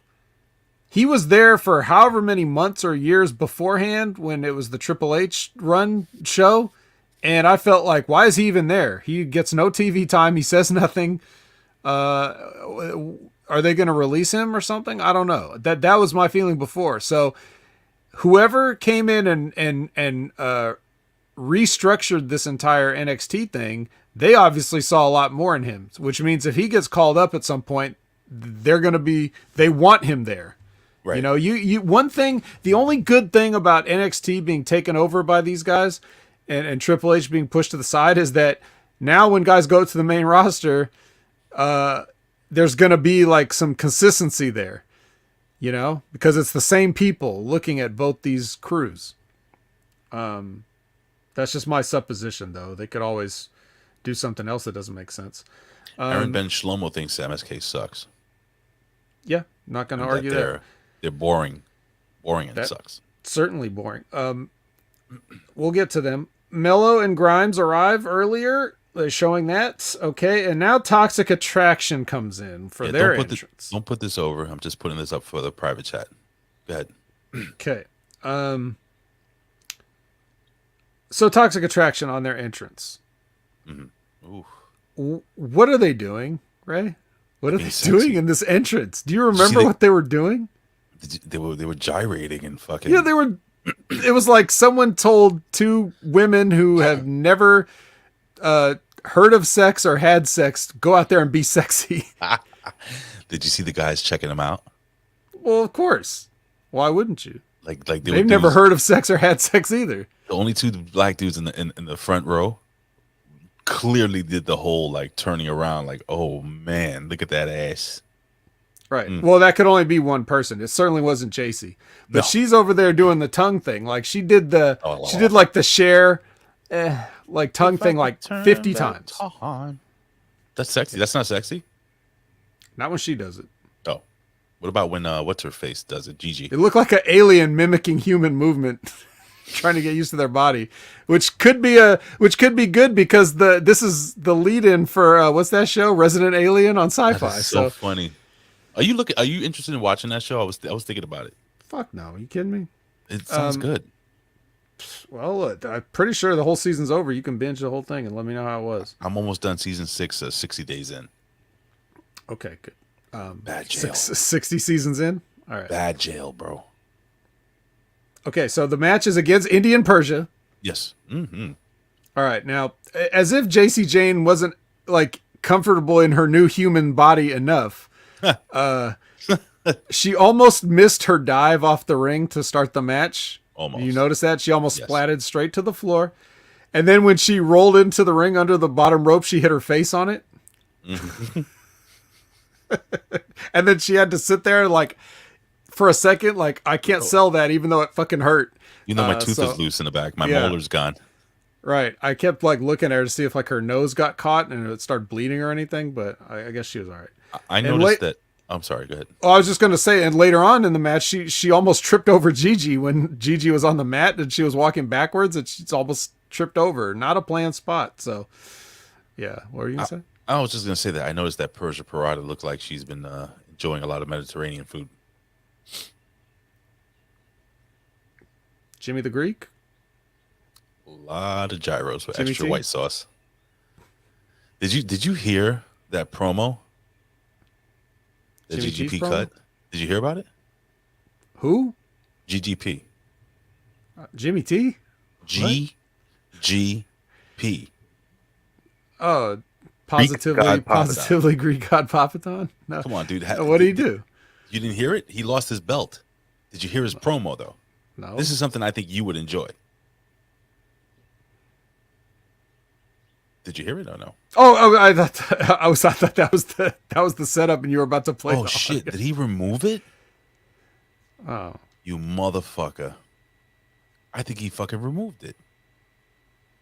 So basically, I think I must have played it on the Money Locker Room, where he is just fucking pissed. Oh no, it's here. It's here. I think this is well worth for you to watch.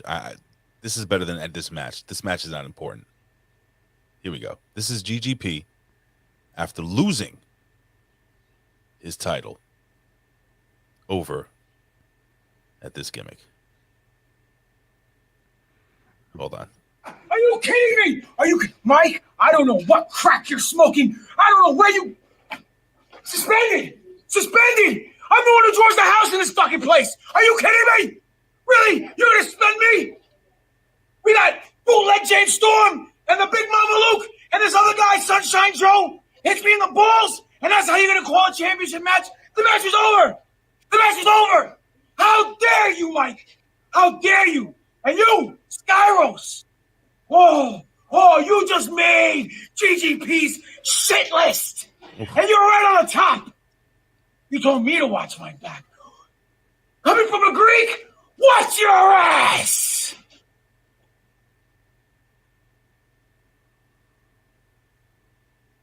Coming from a Greek, watch your ass. Yes. Is he inferring to sodomy? Yes. Any thoughts on that before we give the finish to this match? 5 stars. So, I was shocked that Persia Pirotta and Indy Hartwell did not win the titles. I thought they would tonight.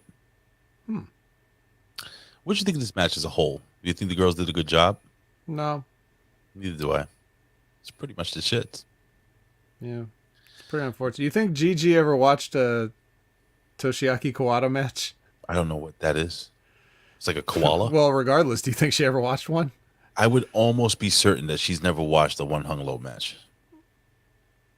Okay. Well, Toxic Attraction holds on to the belt, so congratulations. That was the shit, bro. Yeah. Do you think they're building towards these two girls? They're obviously building towards these two girls breaking up, Indy Hartwell and Persia Pirotta, and then there's going to be a mixed tag down the line after we talk about what happens backstage eventually, right? Right. Okay. Or are they going to come back stronger than ever and finally realize their dream of being tag team champions? No, it's not going to happen. I don't think so. They're going to lose in the Dusty finals. This is where the breakup's going to happen. Okay. The Dusty Rhodes gimmick. Please continue. Okay. All right. So Wendy Chu needs a partner for this aforementioned Dusty Classic, and she asks the female Al Snow to be her partner, and we don't really get an answer because she's too busy arguing with Head or whatever. She's arguing with nobody. Right. At least Al had a mannequin head. Boy, have the mighty have fallen. We get Grayson Waller. Yeah, Grayson Waller, he's backstage with Singer. And they roll up to the arena. And they meet a couple of corps. Yeah, they're definitely not indie wrestlers. You know, No, that's definitely not Matt Taven and Bam Neely. No. And terrible Halloween costume like Police Academy, fucking terrible Big Boss Man gear from the Attitude Era. God damn, that is. Guy had the cuffs right on the vest, so you know. Let me make something very clear. It is very rare that you see a police officer on the job, not from a small hick town, with a full beard. Most, if not every police department asks their police to be clean shaven, much like the vet. See the vet? See the vet's face? The vet would be a fantastic cop on WWE TV. You would make a great cop. Have you ever played a cop in one of these shows? Security? You ever been a druid? Mm-hmm. You been a druid? For the Undertaker, or just like for like a... No, this is the Undertaker. Ooh, when? That's why I was at WrestleMania. Oh, that's right. How heavy are those torches? Not that heavy, but I was afraid to burn the person in front of me and get burned by the person behind me. Were you afraid to burn the Undertaker and get hit? He wasn't nowhere near it. Got it. That's pretty cool. How is that energy like standing on stage at WrestleMania? Like, couldn't tell you because I was just really concentrating on not setting the guy on fire. I'm really just saying, like, I didn't really have my moment to drink it all in. I was just like, don't burn this human. How is catering at WrestleMania? Not that good. That's really one of the surprising things. Yeah. What's the best catering? I almost choked. What's the best catering you ever been to in a backstage wrestling event? I don't know. No. I had a friend that wrestled at a show that was catered by KFC Taco Bell. A lot of problems in the ring. I can imagine. So Grayson Waller. Yeah.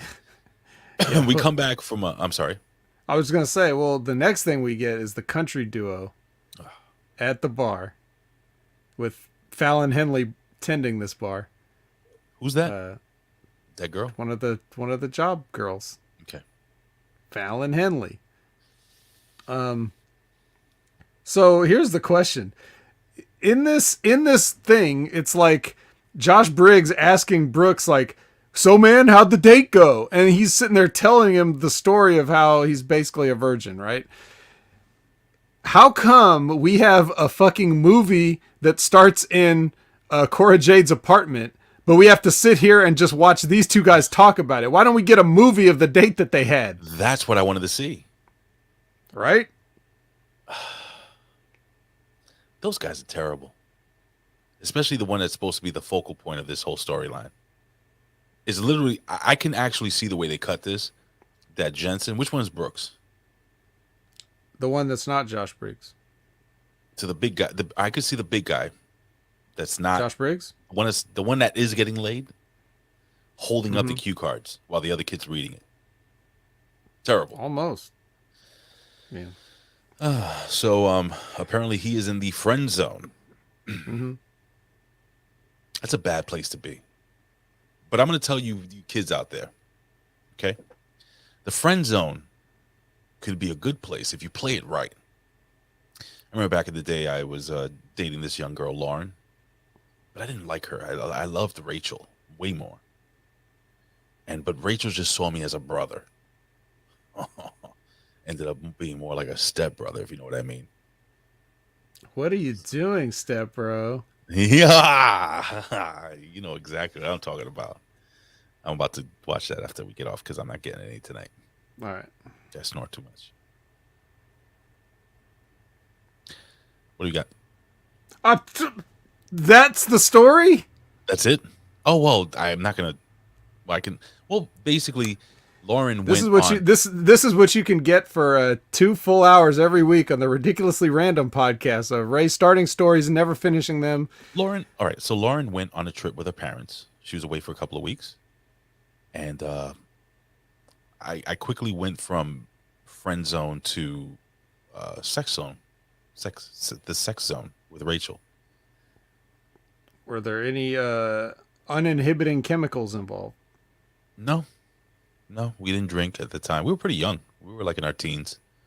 And yeah, what I'm saying is that, friend zone, you want to be a friend with somebody before you become lovers. If it's anything important to you. If you just want to bang the girl, then it is what it is. Or guy, whatever you're into. Right, but there is one important thing to consider, though, that just because you are a friend does not mean you are friend zoned yet. Right. The zone means you are definitely not getting any. That's what that means. If you disagree, Ray, then it wasn't in the zone. So The zone is reserved. The zone is reserved for not getting any.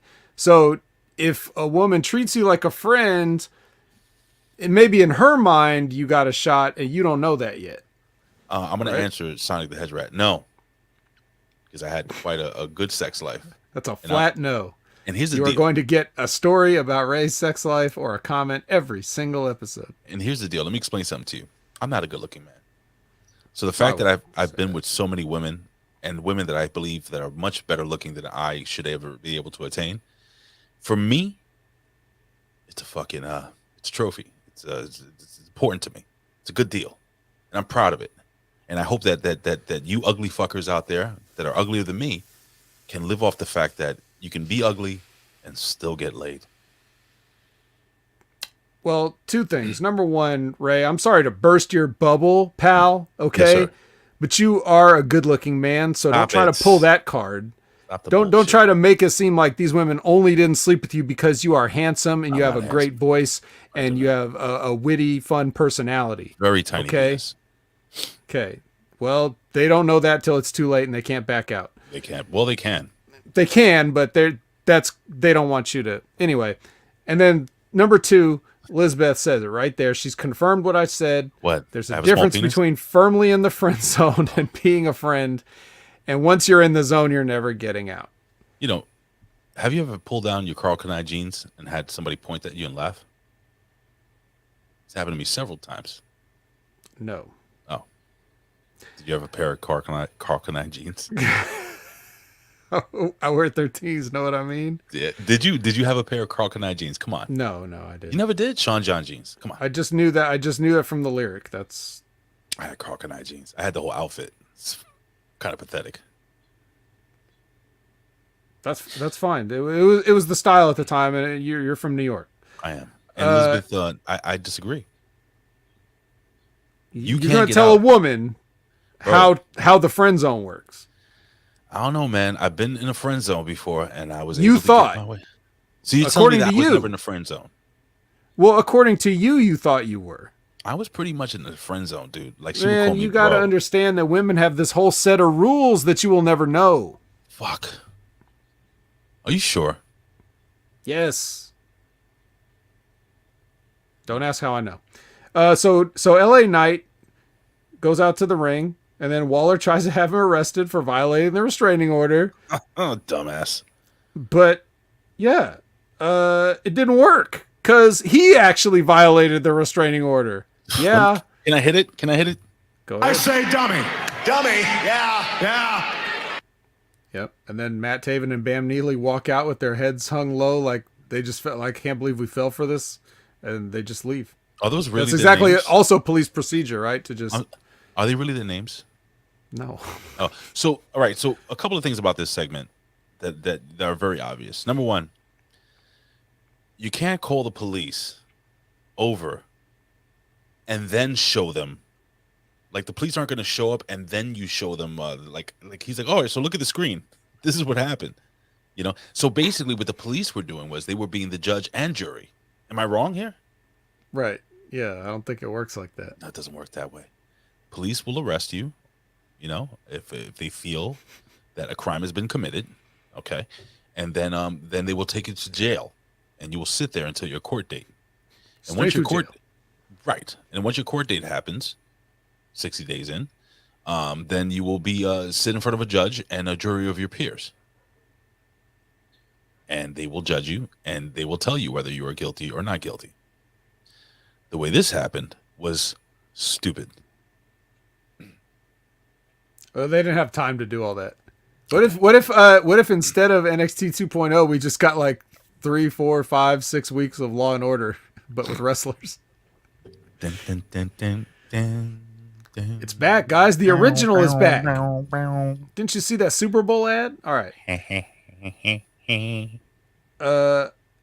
Indy and Persia get taken away by Dex and Duke, respectively. So, what do you think? What do you think about this?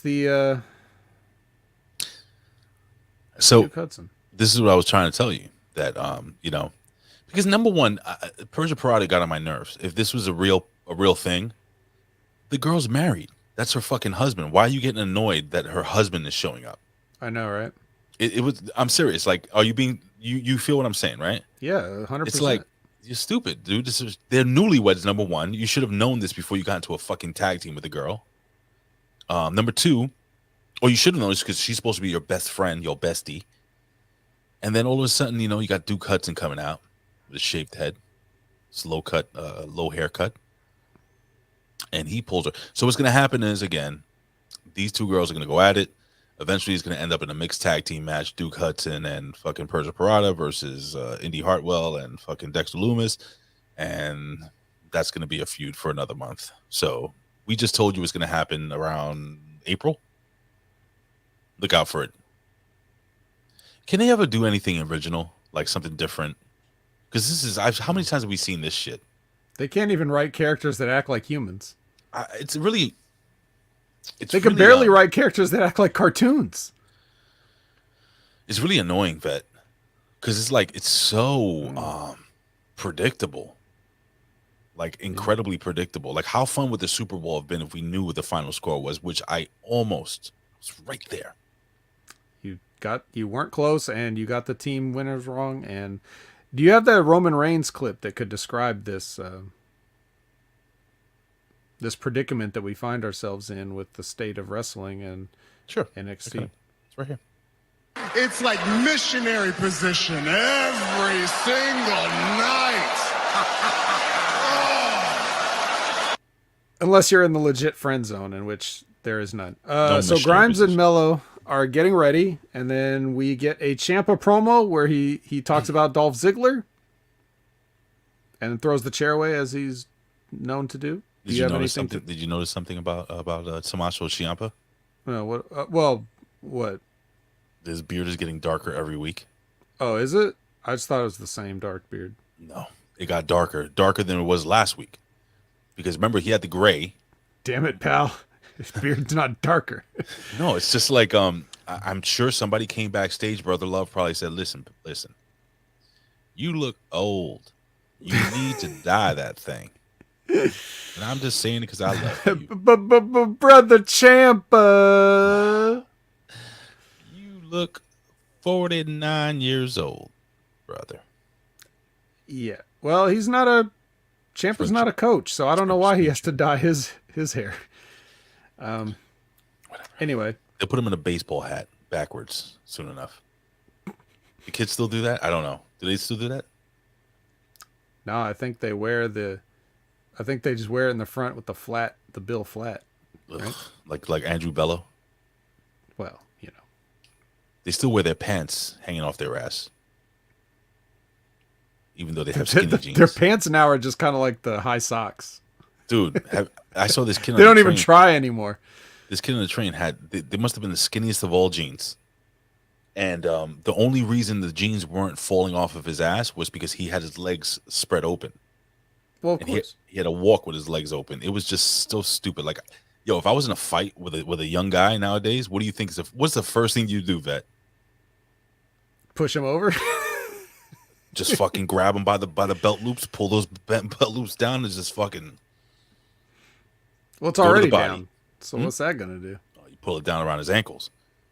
It's already around his ankles. So what are you gonna do? Now, if it was Colin, he'd do a couple of other things that we can't talk about here. No, if you fight a kid in the streets like that, all you got to do is give him a light shove in the shoulder, and he'll go tumbling back 9 yards and then fall over. And their sneakers aren't laced either now. No. So. Yeah. Barefoot and fucking with a pair of jeans around his ankles. So speaking of, Candace Spaceman needs a little explanation here. Poppy has a new video called Gummy where she only eats gummy candies. There's no music, no singing. Clearly, you're a rookie to this whole Poppy thing.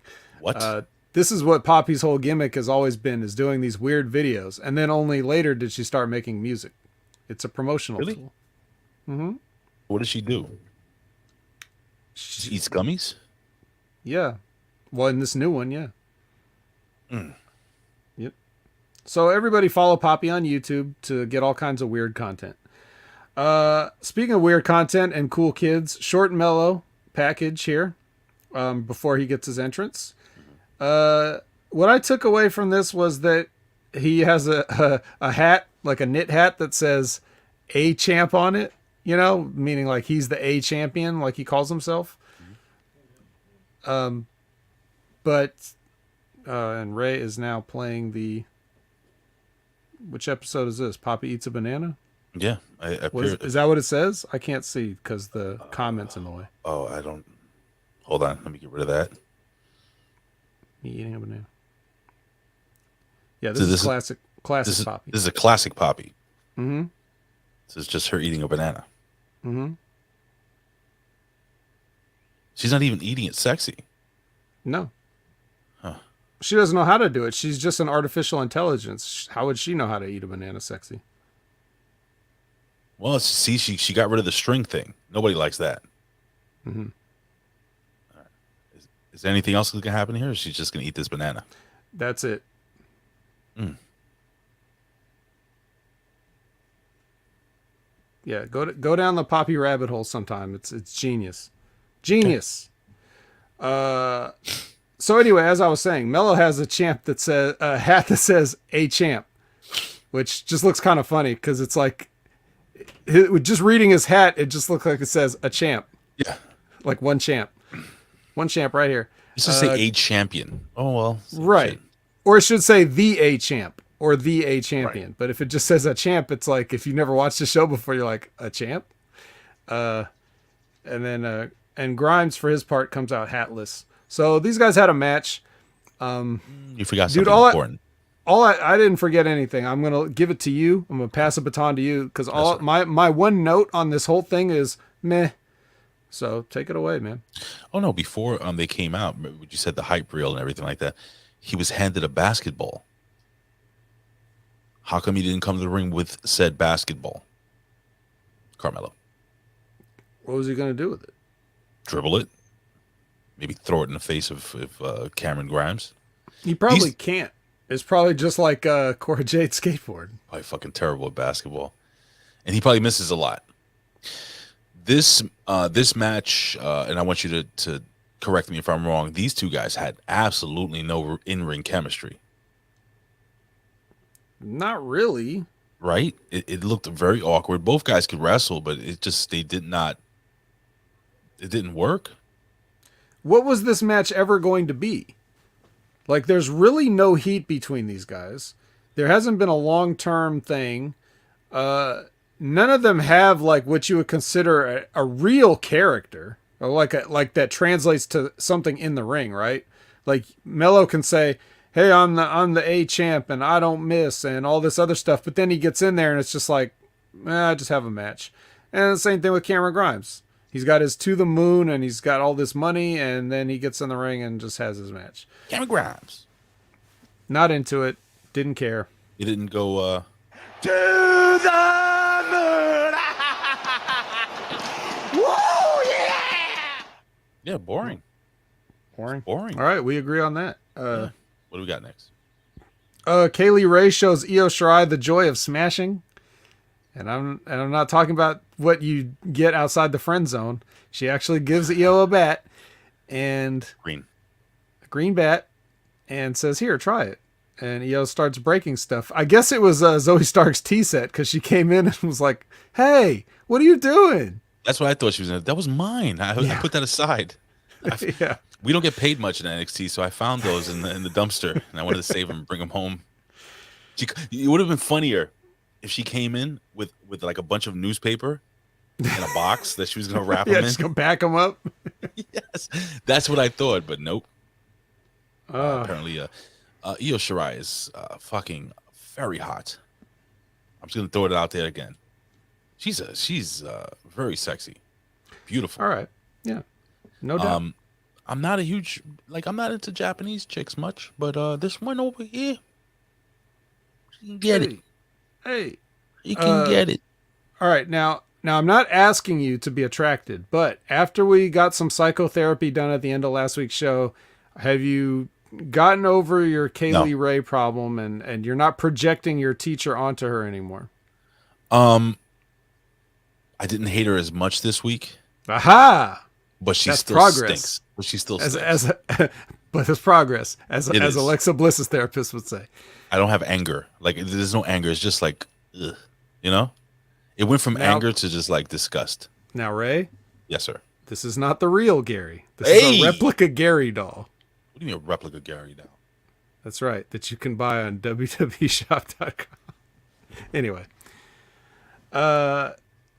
We're here at the finals of the Dusty Tag Team Classic. Yes. MSK got this whole entrance where they come through the crowd and T-Bar is like doing the DJ work, you know? Remember T-Bar from the Retribution? That's really him? He's up there spinning. Yep. Oh, yeah, that's T-Bar, baby. That's not really T-Bar. Pretty sure it was T-Bar. Oh, shit. I mean, I didn't look that closely, but yeah, and then Diamond won. They did the old bait and switch where they gave MSK the big entrance, like you said, and they mixed in the American Dream, Dusty Rhodes song with their fucking theme song. And I'm like, okay, maybe they'll do it with the Creed Brothers theme song. Nope. Creed Brothers theme song sounds suspiciously close to Alpha Academy theme song too. A little bit. Just saying. But we have a twist. Everybody, remember I told you a couple weeks ago MSK was not going to win this. I think so. Yeah, they weren't going to win it. I had joked around saying that Anife Fofofe and Idris Elba, or whatever the fuck, were going to win the whole thing, joking around. But I said MSK would not win this gimmick. This and it's going to be a problem. But the Creed brothers go over. They win the Dusty Cup. Did you enjoy this match? Did you enjoy the finish? No. I haven't. I gotta tell you something, Vet. This was the least enjoyable NXT I've watched in quite some time. It's pretty bad, right? And this was supposed to be kind of like a pay-per-view on television. Zero payoffs, by the way. Well, this paid off because now the tournament's over. Thank God. We had 2 title matches, no title changes. There was no payoff. I mean, what's the payoff here with MSK? They had the Shaman. They're supposed to be working their way up to winning the Dusty Cup and all that, and they lose. Yeah, now they get released. And that's it, right? They go back to TNA. That's it. Okay. The only thing I noted about this match was like during the picture-in-picture part, the Creeds were kind of like humping Wes Lee back and forth across the ring. I don't know if you noticed that. I think they were supposed to do like, yeah, they like humped him in the head, and he kept rolling to the other side of the ring. They were trying to do like knees, you know, like those driving knees to the body, but it just looked like they were humping him. Okay, I'll take that. Speaking of humping, Nikita Lyons is going to roar next week. Who? I said Nikita Lyons. You know Nikita Lyons, that chick that's like dancing and singing and rapping and telling stories that never happened. There's got to be some retouching done on that photo. There is no retouching done in this photo. She is just all kinds of awesome. I want to be that. I want to be those pair of pants. Well, wait till you see her. Wait till you see her matches, but who cares about good wrestling, right? Do you? I mean, look, NXT needs this. A lot of the girls are... It's tough. Look, she's tough. She can fight. A lot of the girls that they have on their roster are JC Jane. So we need to bring in more talent. This is my favorite one right here, Vet. Here we go. Okay. How many of the other people at those like ESPN2 national axe throwing competitions ever twerk when they get a bullseye, do you think? She could do it. Nobody. Okay. None of them. Well, most of them just look like Josh Briggs, so. Nah. Or Ben Hameen. I would like to see Ben Hameen twerk. You wouldn't pay $5 for that? They get slapped. I take the slap, just the slap. I agree. So Imperium's in the ring. And what's funny about this is Walter is holding a microphone, so he does his pose, but he only does it with one hand. It just looks stupid. Right. There's a microphone in his mouth. And then they got interrupted by the street champion of the island. Mm-hmm. And he calls them bitches. Yes. And You can't do that in jail, by the way. It's automatic fight. really? Yes. Well, obviously somebody did it because you know that, right? You can't call another man a bitch. That's 100% guaranteed. You have to fight that person, or you will be a bitch for the rest of your time in prison. So the streets on the island are the same as a prison anywhere. Worse, they have coconuts there. Hmm. You use them as weapons. What I took away from, as long as it's not a kendo stick, what I took away from this is that the crowd was chanting Walter and Uso. So this is what you've done to these poor guys. And then you have the play-by-play. Don't Wade Barrett. I was gonna call Wade Boggs. Wade Boggs. Don't they? Oh, what are they deaf? It's Gunther. Oh, don't forget Gunther had to correct the young lady doing play-by with the ring announcing. All right. It's not that he had to, Gunther. but yeah, not that he had to, but he just had to get it over. Like it's like a game of like tug of war between the audience and the production. They're like, look, you're gonna chant Walter. We're gonna make him say his name. We're gonna make him say his own name, even if he doesn't need to. You see the shit playing out. But yeah, it's like you've just set these guys up to have to deal with this their whole careers. And it's not fair. All right. Here goes Dolph again. Okay. Here's the line. You ready for the line? This is a quote. Okay.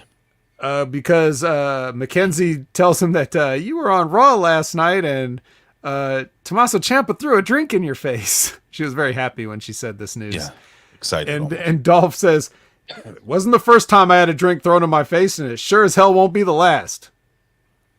What? Huh? What the hell are you talking about? He's a sex offender. He's planning on offending more people and getting drinks thrown in his face. That's what he's saying. Like, I'm definitely going to get more drinks thrown in my face. Do you, Ray, every day when you get up for work, do you ever have to just like put on maybe like an extra layer of facial products or whatever, just in case like someone throws a drink in your face on the train? Yeah, I have it's this face mask. Right. In case I get Corona thrown in my face. Right. Yeah, and then he kept talking after that, which was weird. It was like he was saying like something about like drinking milk out of the carton and breaking into the bathroom. What? What is he talking about? What is Dolph Ziggler talking about, bro? You've never gone to a friend's house or you're visiting somebody's home for the first time. You open the old medicine cabinet, see some milk in there. Carton of milk, medicine cabinet. Well, actually, now that I think about it, no. Oh. Never have. Well, I've never had a drink thrown in my face either. You never had a drink thrown in your face? No. I've had ladies take a swing at me. Hold on. Sonic the Hedge Rat. I've had liquor poured on my body. And vice versa. Giggity. Oh, rat. So the bottom line here, though, is that this character of Dolph Ziggler is trying to make it seem like NXT is small time and beneath him. Only problem is he's here. So what does that say? And you better start acting like NXT's the place to be if you have to be there. If you're making it seem like NXT's a shithole, then that means you're in a shithole. Yep. And they sent you to a shithole because that's what they think of you. Yep. So this is what I say this is what I mean when I was saying last week about how Dolph Ziggler doesn't know what the fuck he's doing. Yep. Did you see that, Ray? Did you notice what he was saying and were you like, what is he saying? Yes. Okay, just making sure. I'll give you one word answers like I do when I ask how your day is. Yes. Good. Fine. What? Drinking milk out of the carton? What? Breaking in the bathroom? What? I don't know what he was talking about when he said breaking into the bathroom. What? You never broke into a bathroom? Maybe he breaks into bathrooms at clubs where the girls have their drinks with them in the bathroom, and when he opens the stall, they throw the drink in his face. Now that makes sense. Doesn't that make sense? Perfect. Fuck. Right at home here on a wrestling show. I really want to finish this show. All right, we're about to. Escobar enters with the Speaking of Santos bars. Santos Escobar. Speaking of bars, Escobar. I can't roll my R's, so Escobar. sorry. Yeah, there you go, like that. It's a cat purring. A cat has walked into Ray's recording studio and is very happy. Yeah, but do you like the LWO logo with the? Love it. Great, Fucking right? love it. That's it's a takeoff of what are these guys? The LWO, the Latin World Order. Yeah. But they have what is their thing? Legado del Fant is LDF, right? Yeah. Beautiful, really well done. Nice tribute. Latino World Order. Then in between these entrances, Trick and Mello run into Petey. Petey's like, Williams? I wish. No, instead it's done. He says something about he wants a championship match, probably. I don't know. I wasn't listening. Escobar still entering, by the way, when they come back. And then Junior comes in and lights the Vengeance Day logo on fire. That was pretty cool. You didn't like that? I thought his balls were going to go up in flames. Right. He dropped like he spilled some gasoline on him, like he walked in it. That was okay. That was all right. It's different. Yeah, I don't really know, but he's been the guy to do this kind of stuff. Like he sets the Vengeance Day sign on fire before he kicked the old NXT logo and it broke in a nice perfect 2-piece. Did he break that throne? I don't think he Cody broke the Rhodes? throne, but he might have to think about it. Next week- it may be him versus Cody in a breaking logos match. Next week, my first grade teacher is going to hand him a bat. He's going to break glasses in the back. Bitch. Still some anger there. It's all right. Just work through it. You're in a safe space trying. with Joe Gacy. Oh wait, no, that's 205 Live. Oh wait, no, that's Level Up. NXT Level Up.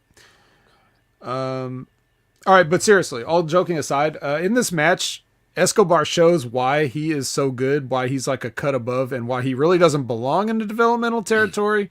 No more. But the thing is, this is what Triple H knew. You have to have guys that don't belong here to help the guys that do. So Junior is in a position where he needs to learn. He can't learn if he's working with guys like friggin' Malik Blade. He's got to work with guys like Santos Escobar and Tommaso Ciampa who've been around and done it so that he can get better. So you do, even though it's developmental, you do need a certain amount of those veteran people there to be player coaches. That is a given. And Escobar is a really good choice for a player coach. He's good, yeah. Very well liked, by the way. Huh? The fans really dig the guy. Right, because they respect him. He's supposed to be a heel, but he's so good at playing his role, and he's so good in the ring at telling the story, even especially among like luchadors, because there's not always an emphasis on psychology with Mexican wrestling. It's just, I'm sorry, that's just the way it is. It's not an insult. It's just a fact of life. Yeah, but Santos, the son of Phantasma, the original Phantasma, right? Purple like mask. he does have a legacy in this shit, so he knows.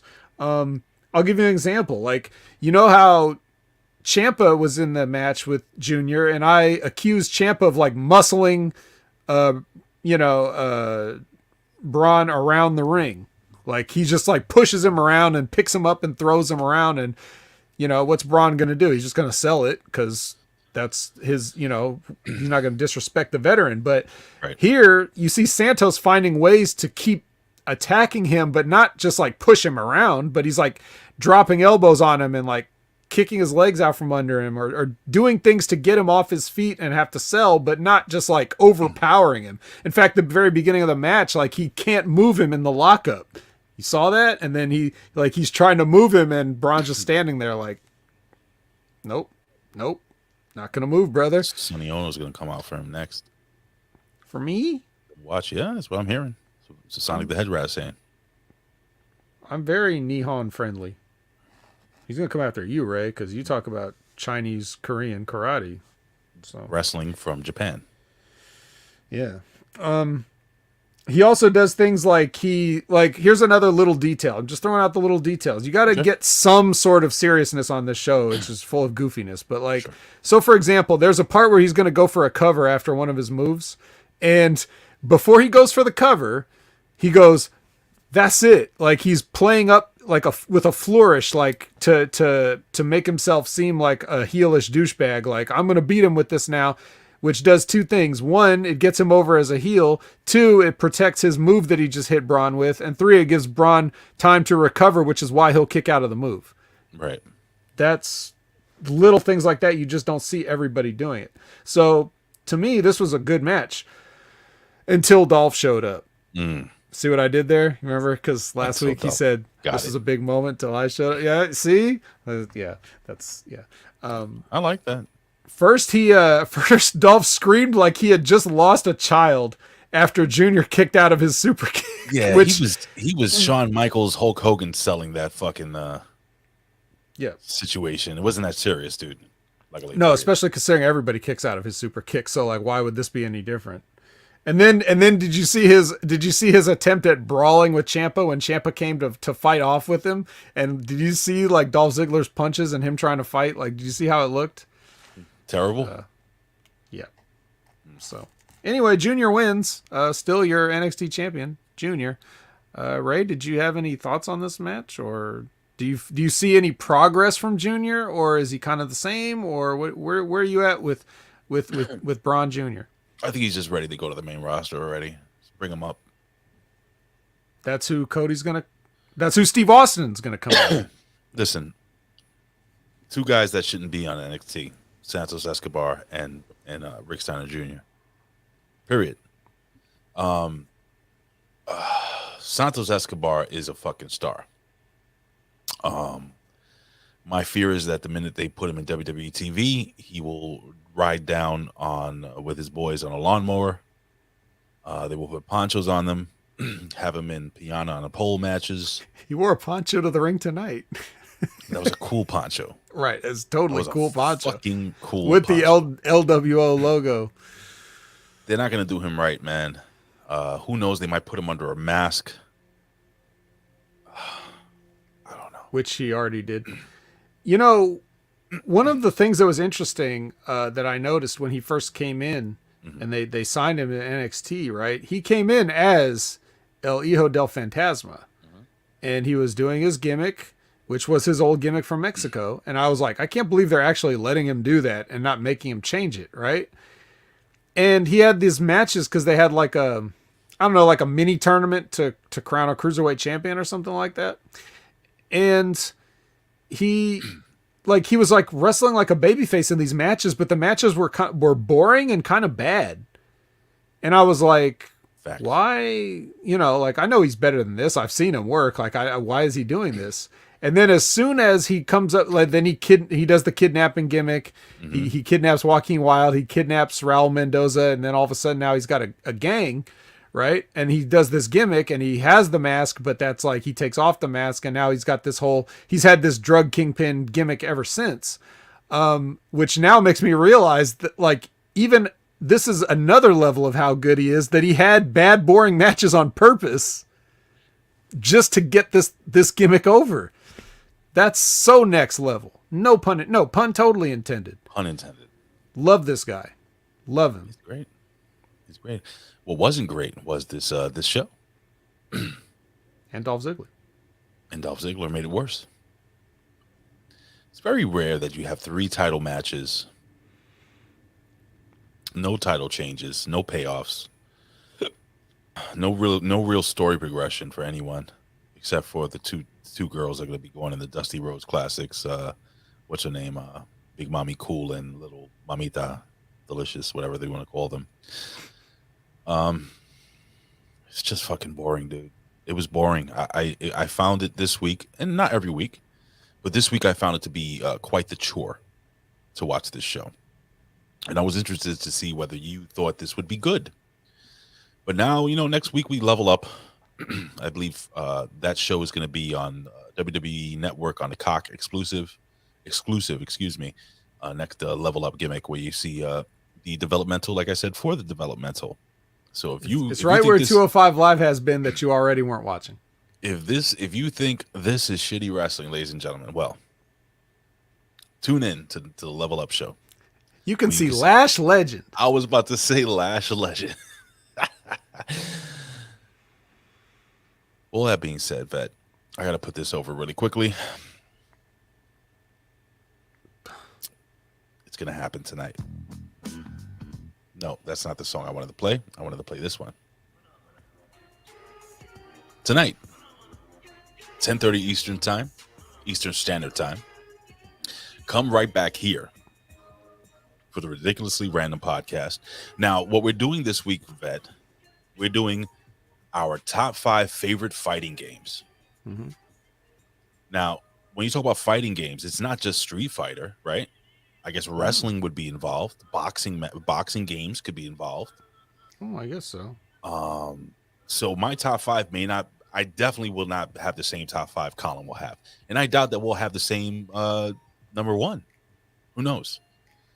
But Vet, I know you're not going to send us an email, but I'm going to ask you guys out there to send us your top 5 fighting games of all time and it's down here, your random pod. Where is it?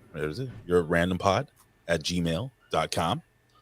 Or you could just send us anything. What we like is that you guys interact with us. Send us stories, funny stories. Send us what you think we should do the next top 5 on. I have an idea. Hey, what would be a good top 5, Vet? Okay. See? Top five ridiculously random podcast top 5s. That could be a year-end thing. If we make it to 7 months, because our goal, me and Colin's goal, is just to do this podcast for 8 months and then be off for 2 years. Because you said we wouldn't make it 7 months. No, I said you wouldn't make it 6 weeks. So after tonight, you'll be halfway there, living on a prayer. That's it? Well, anyway, come back tonight, guys. It's going to be a lot of fun. There's a whole lot of news we're talking about. Everything from the crazy truck drivers to Hillary Clinton. Oof, it's going to be a lot of fun. Anywho, Veteran, as I fade this out, I think it's about time for us to go home. So I'm going to play the go home music.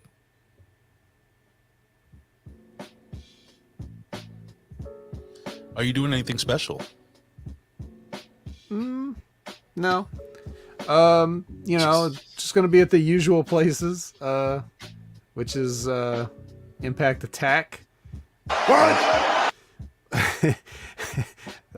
I was on I did a special run in on the Smack Attack this past weekend. What? To explain to McIver why the only match to make is Becky Lynch versus Ronda at WrestleMania, and anything else is just a waste of everybody's motherfucking time. So you may have seen me there. If not, you can go back and listen to that one. I come in around probably the hour mark. I'll check that out today, actually, as I go to the store. And I'm trying to, and I've been doing a little bit of twitching lately, just trying to get that affiliate status that I've been monkeying around with for the past several years. Like, I keep flirting with the idea of getting affiliate status, and then I'm like, I don't feel like it. And then, but I think I'm going to do it this time. So lately I've been playing Sifu and trying to beat the ridiculously tough final boss. Haven't been able to do it yet, but give me a follow at Opinion Haver on Twitch if you want to see me do some of that. I'd love to have you. And that's it for me, Ray. I just want people to also know that I love you guys leaving comments here. I know you guys leave top 5s. You guys hit me up on Facebook with your top 5s. I'm not going to read those. Email us. It's not that hard. Everybody has a Gmail account. Everybody has an email account. Just shoot us an email at yourrandompod@gmail.com so we can. Email is so 90s, Ray. That's like saying bling. Like, you know what you can do? Join us for the live chat when it's time to do the top 5. We can do it there too. How's that sound? Is that fair, Vet? Yes. Okay.